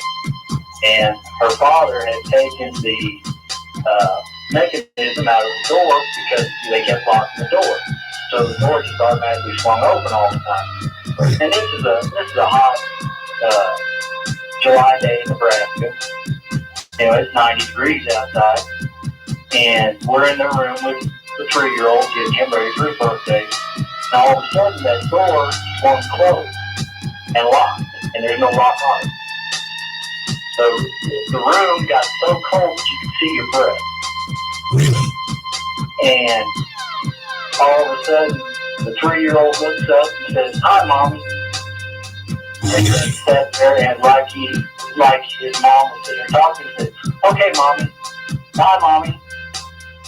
And then the room just warmed back up. The door just swung back open like nothing ever happened. And you saw all this happen? Yeah, me and my wife at the time were in the room with him when all this happened. And Well, the funny part about it is, he is now, last I heard, he was in medical school becoming a doctor. does he remember all of that? I don't think he remembers any of it. I haven't talked to him since her and I got divorced. Well, I'm not surprised, particularly about the conditions you described. There is, for some reason, severe temperature drops are associated with spirits, and I firmly believe that. Witness the story I told you all yesterday. I firmly believe that. Okay, let's see, where are we going? I think this might be the international line. You're on the air. Hello. East of the Rockies, okay. East of the Rockies, hello. Can you hear me? I hear you, yes. Hi, Art. One thing I'd like to say before I start is the spirits are alive in Texas. The Halloween. I'm sure they are. Well, I've heard so many stories coming into your lines tonight that's been from Texas. It just kind of makes my heart a little proud. But I'm from Dallas, Texas, and I live with my grandparents in an old house. It's always been theirs, and there's no like Indian burial grounds or anything going on, you know. And I come down one day, one night actually, after I got home from work and I stayed up late on my computer. And I came downstairs to go and get a roast beef sandwich out of the refrigerator. And as I was passing through the living room, and I'm pacing through now, we're telling a story to you. And I went over to our sliding glass window and opened the curtain and looked down at our big magnolia tree out in the night. And after about maybe half a minute of looking outside, I saw a form materialize in front of me. It was almost like it just quit blending in with the night. And it was maybe 6 feet tall, and it was the figure of a man wearing a trench coat and a fedora hat, like a gangster type hat, you know what I mean? Mm-hmm. And it had indiscernible eyes, you know what I mean? And didn't seem to be any features to him. Right. And I saw him looking at me, you know, I was looking at him. And more than I saw him looking at me, I felt him looking at me, and he sort of pierced my psyche or something, like he was digging through my brain, trying to size up if I was a threat, or something like that. Yeah, he might be trying to size up how much of a threat he was. Well, and this was a very quick type thing. This was, I glanced at him, and he glanced at me, and in that one glance knew me. Does that make any sense? So it does. And he took one, maybe he looked tall, man. He looked maybe 6'5", maybe 7. He's a tall guy. And he took one step towards the sliding glass window that I was behind, like one striding big person step. And as he got closer, I kind of noticed that the edges of them were hazy, almost like something out of a Predator movie or something, just hazy, you know? And as he took the step towards the sliding glass window, I recall distinctly what I said. I said, Jesus H. Christ jumped up and prayed the film. And upon me reciting that little phrase that just popped up out of nowhere, he kind of stepped backwards and started blending in again, like he'd always done that. And just went back to where he was. Boy, isn't that strange? You know, sometimes I think that the spirits, or if you will, the ghosts, are as surprised on occasion, seeing us as we are seeing them. And I wonder if that means that some kind of door suddenly washes open for just a moment, allowing them to see this side, and allowing this side to see back to that side. And again, the reason I say that is because so many stories seem to include the spirit, in whatever form it takes, being nearly as surprised as the person. Let's go to a wild card line. You're on the air. Good morning. Hello? Hello. Art? Yes. Hi, first time caller. I wanted to talk about a ghost story that my mom and older brother recited to me. Okay. They had gone to the St. James Cemetery on Caltech, and they were walking around just looking for relatives on my dad's side of the family. Mm-hmm. They found them, said some prayers, and they headed back to the car. To their horror, they had discovered the gates had shut. It was the middle of the day, you know, no clouds in sight, no reason for them to close. They started to freak out, shook the gates, then the church bell started ringing. At the same time, they looked back to the church, saw what was described to me as translucent figures in robes coming from the church. This caused them to freak out more, shook the gates again, and then they called my dad to get over to the cemetery. When they looked back, their broken figures were gone. Dad got there, he went to the gates, and he pushed them open gently. They weren't stuck together anymore. It was pretty freaky for them. Well, I should say so. There's something about being shut in that's bad enough. But to be shut in and then begin to see it, ghostly apparitions, that would cause outright panic. Absolute outright panic in this person, anyway. Yet another Wildwood Nine. You're on the air. Good morning. Good morning, Art. Good to talk to you finally. Thank you. I've got a pretty crazy story. Back about 12 years ago now, I guess. I was about 17. I was in a band at the time, so we did a lot of recording in my buddy's basement. And so we're passed out down there, it's just he and I. And he's sleeping on the couch, I'm sleeping foot to head down on the ground next to the couch. And he'd already told me about his house having cold spots and it being on burial ground and all this stuff. And we do live in southeastern Wisconsin, so there are a lot of burial grounds around here. Anyhow, so this is all prior to, mind you, this night. And it was right about this time of year, too, about 12 years ago. And he had passed out, and I just was staying up watching TV. Turned the TV off, and just started to drift off to sleep. And I had this eerie feeling I did feel a cold spot come over me, and I'm just like, okay. And I look over, for some reason, I just glanced over under the light switch by the door. Something was getting my attention, and I look up, and I see a little girl, and I can make out this much of her. I can make out she's got a hood up, and it looks like a raincoat, and she's hunched over, like I'd say about a 10-year-old blonde girl. I can see the blonde hair coming down over her face because she's hunched, and she's grasping a flashlight. And I thought this was really odd. I did a double take, still there. And she kind of looked up a little bit. At this point, I just punched him as hard as I could, and his name was Augustine. So I was Augustine. And he goes, what is it? And I go, there's somebody in the corner over there. I couldn't even make out words, I'm freaking out. And he knew exactly what to do. He goes, come on, let's go. So we run upstairs, and I had to run past this spot where I saw the little girl. We ran past it. Ran upstairs, it's like he knew exactly what to do. He had been to temples many times in Chicago and to Bangkok, and he's a Buddhist, Thai Buddhist.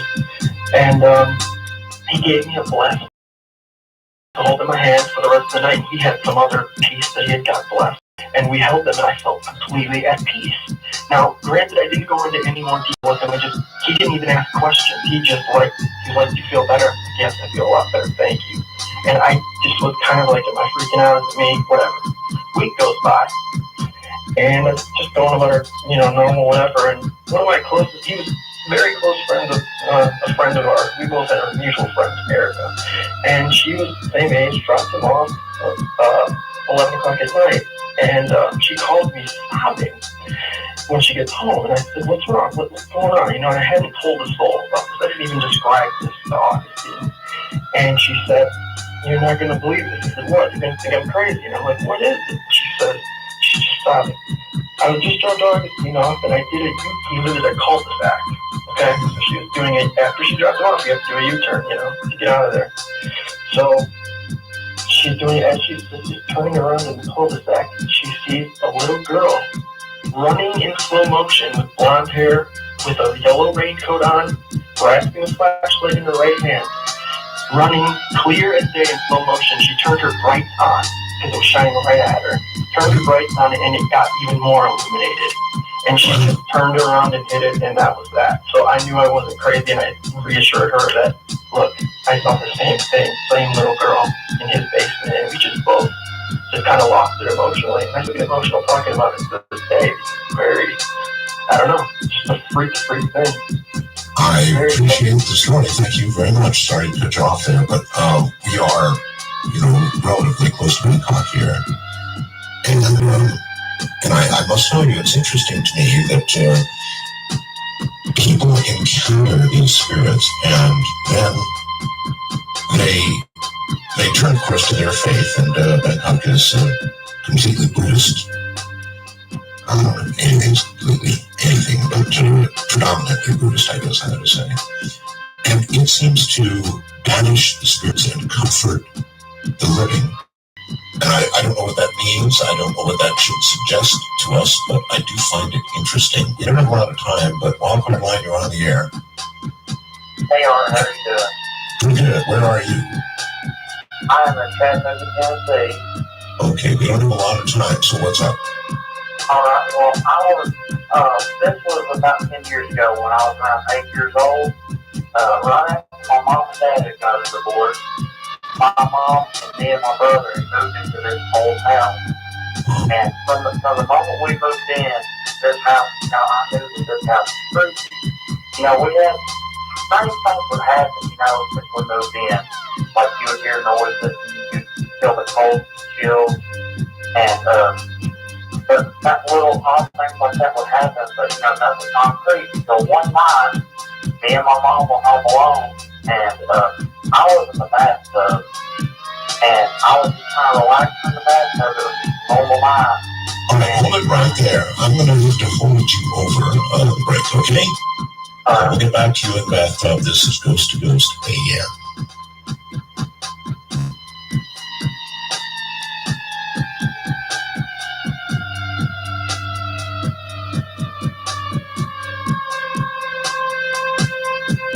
Ghost to Ghost AM, actually. Good morning or afternoon or evening, whatever it is, wherever you are. Ghost stories, nothing but this night, and we've got somebody waiting in a bathtub in Chattanooga. We'll get to him right after the break. Back to the bathtub in Chattanooga, honey. Hey, Art. So anyway, like I was saying, I was in the bathtub, you know, one night. It was a regular night, and it was just me and my mom at home. Well, anyway, I was just relaxing in the bathtub, and I happened to look up, and in the doorway was standing this entity. Now, the only way I know how to describe it is what you or George Norrie had talked about on the show as being a shadow person. And so here I am, this little kid, you know, sitting in the bathtub, and there's this thing in between, you know, it's got me boxed into the bathroom, you know, and I'm terrified. And it seems like I'm in the bathtub. yeah, and I'm just sitting here in the bathtub.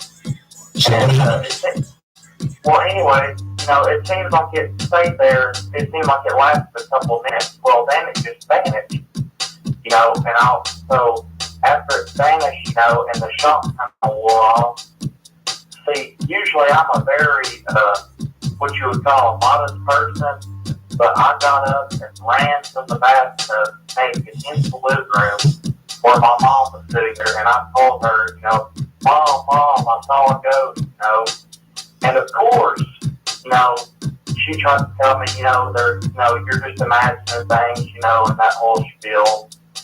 Well, where the story gets interesting is after we moved out of the house, my mom, you know, told me, Dusty, you know, I told you you're just imagining things, but I actually talked to the people who lived here before us, and they pretty much said they got the hell out of there because they had a lot of bad experiences with ghosts in the house, and that was a fun story.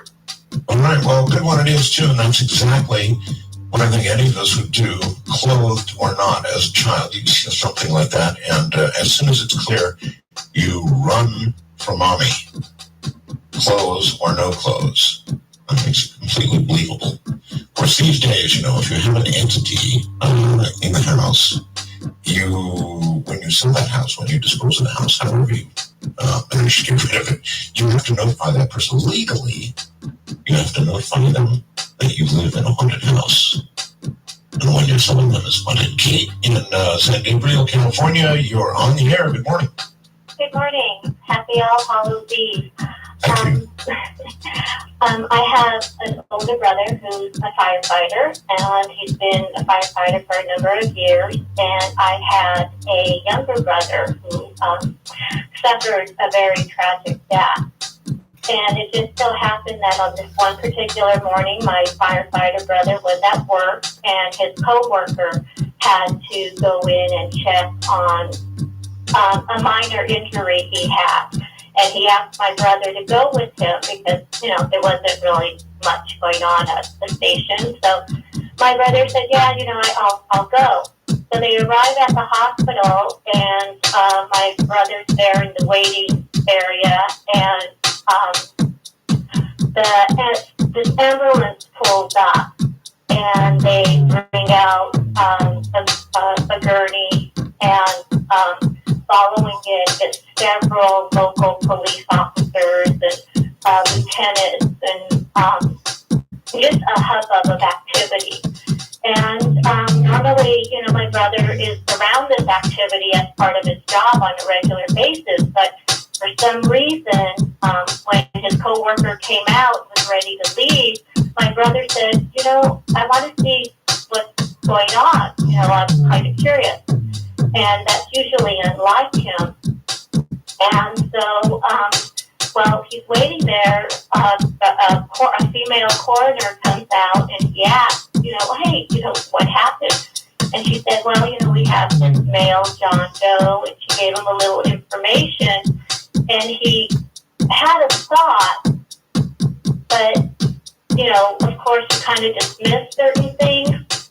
And the next day I had to call him and tell him that our younger brother had passed away. And it just happened to have been who was being taken into the hospital that morning. Hello? Hey, you, right here. Oh, yeah. So, I don't know if it was just a twist of fate, coincidence, or just, the bonds of siblings.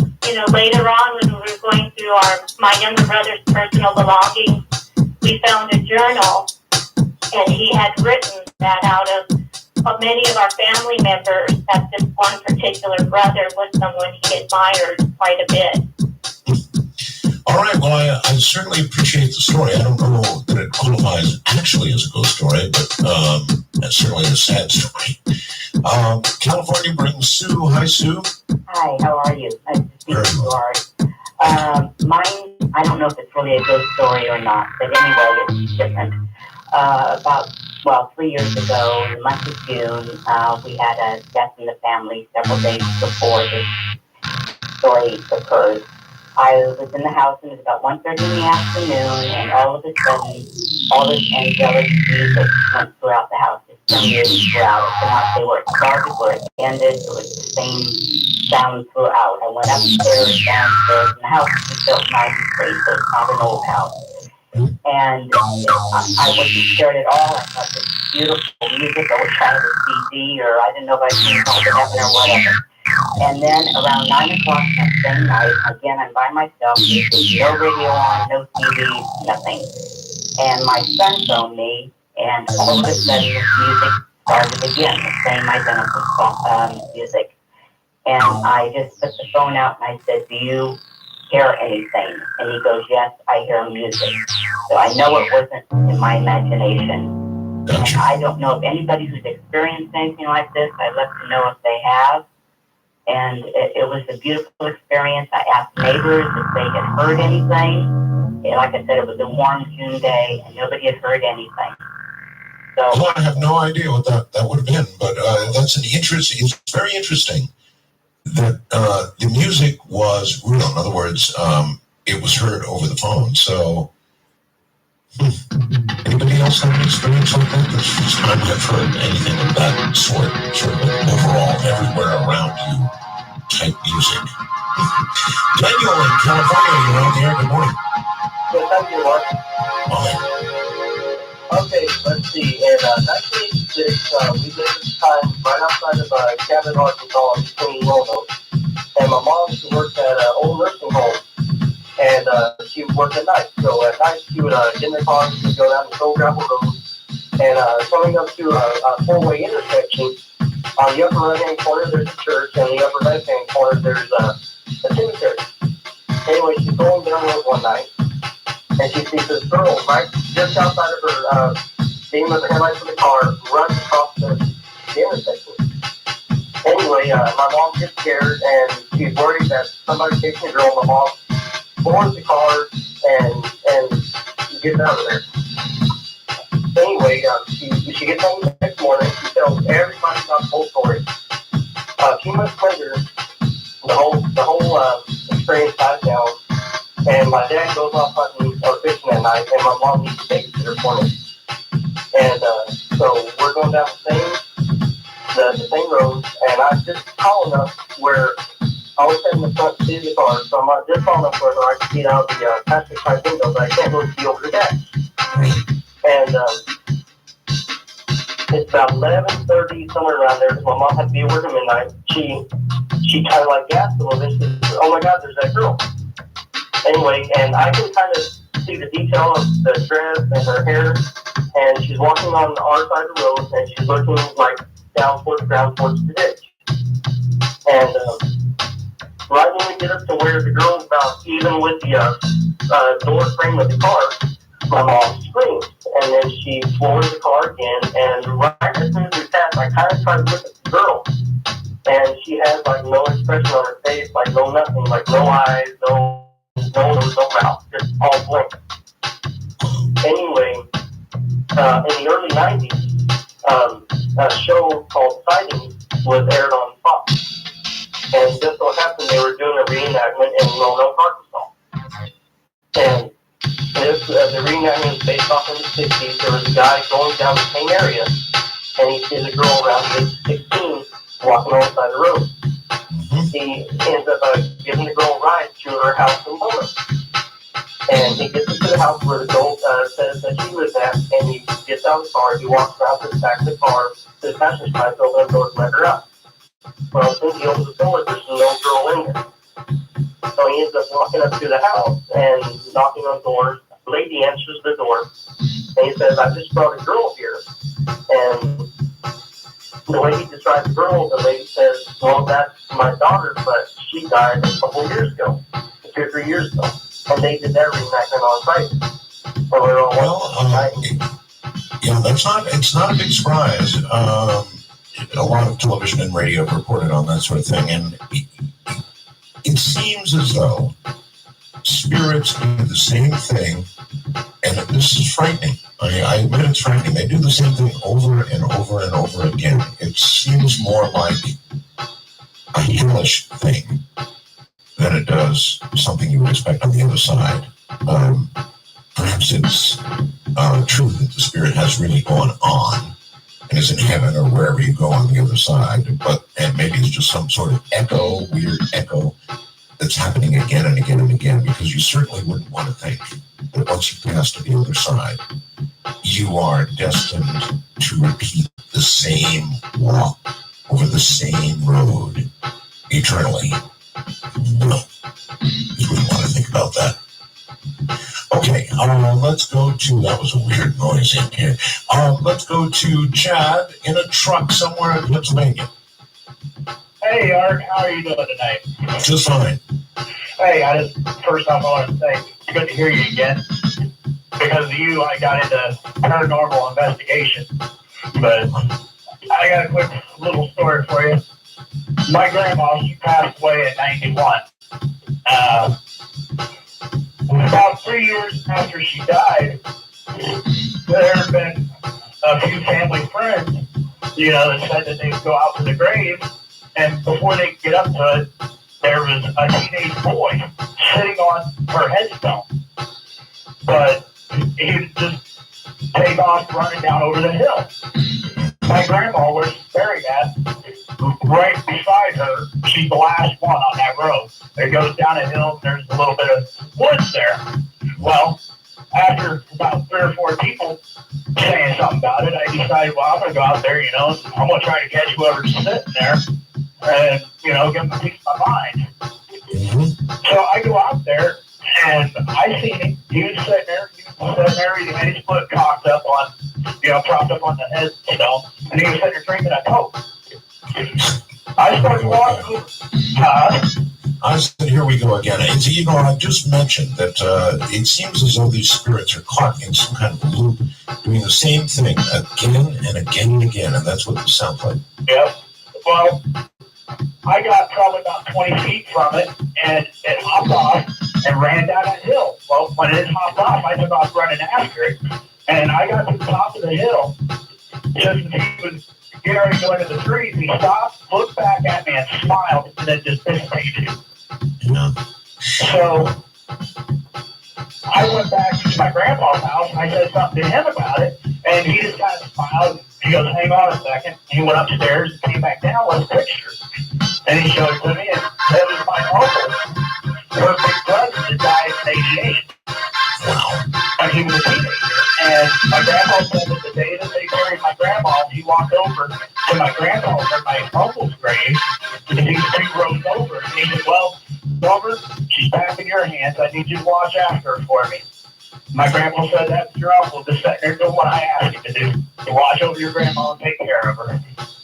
Which could have been said casually, but then was accepted as an eternal job. See, that's a little scary when you think about rolling over to the other side one of these days. Be in this eternal loop doing the same thing again and again. But then again, maybe it's not the real human spirit doing that. Maybe it's just sort of an echo of what was. It's easier to think about that way. Elizabeth in Ardmore, Oklahoma. You're on the air. Hi, how are you this evening? Fine, thank you. Well, I just have a story. My friend committed suicide about 2.5 years ago. And in the beginning, I was very worried about her. And so I was constantly thinking about her. And I had a ringtone on my phone, on my cell phone, that I just decided that I was never going to change this ringtone. And let me back up, I apologize. I had the cell phone, the ringtone reminded me of her. And then I had all these technical difficulties with my phone. So one night I was laying in bed and I had lost all, like, my pictures, my ringtones, everything on this cell phone. And it was laying in my bathroom. And I hear the ringtone that reminded me of her go off. I had lost that ringtone. It was gone. So at first I thought, maybe it's just some kind of glitch with the phone. I don't know. But it was in my bathroom that night. The next morning, I go to bed, and the next morning I wake up, and from what is listening to your show, and from what I understand, I think I was in like a sleep paralysis, because I woke up and I heard the toilet flush in that same bathroom, and nobody else was in my apartment. But I couldn't move, and I couldn't tell if I was asleep still or dreaming. And I wanted to move, but I couldn't move. So I kind of rolled over when I could finally, several seconds had passed. Kind of rolled over, and when I rolled over, I saw like a black, like no clothes figure, like it was like they were sneaking out of my bedroom from that bathroom. So I don't know if it was maybe, my friend saying, don't worry about me. I don't know. It was just. Right. Well, I guess a lot of things are never to be known. Our brains try to associate them with things that make sense. And so we make that association. So it could be that, or it could be simple coincidence that maybe you saw this. Who knows? All right. Wildcard Line, you are on the air. Good morning. Not a lot of time before the break. Fort Myers, Florida. Hello. Oh, hello. Hi. I didn't hear. My name's Elaine. Are you? I have a. Yes, go ahead, Elaine. Okay. I have a story, but it's probably not going to be enough time before the break. Started out, my sister was back in 1971, and I was 21, she was 17, and the first part of it is I was on vacation. I went away on vacation, and I had just bought my first car and left it at home and everything, and well, the last day of my vacation, I was going to come home to Hollywood, Florida, where we live, and I had this horrible dream that somebody was in my car, and that I was driving it, and somebody was in my car, and they were going to die, and that there was absolutely, it was rolling down a highway, and I had no control of it, and that whoever it was going to die in my car, and I had no control of it. All right, you're right. We're out of time. So what happened? Did somebody, in fact, die in your car? No, there's another half of the story. All right. The other half of the story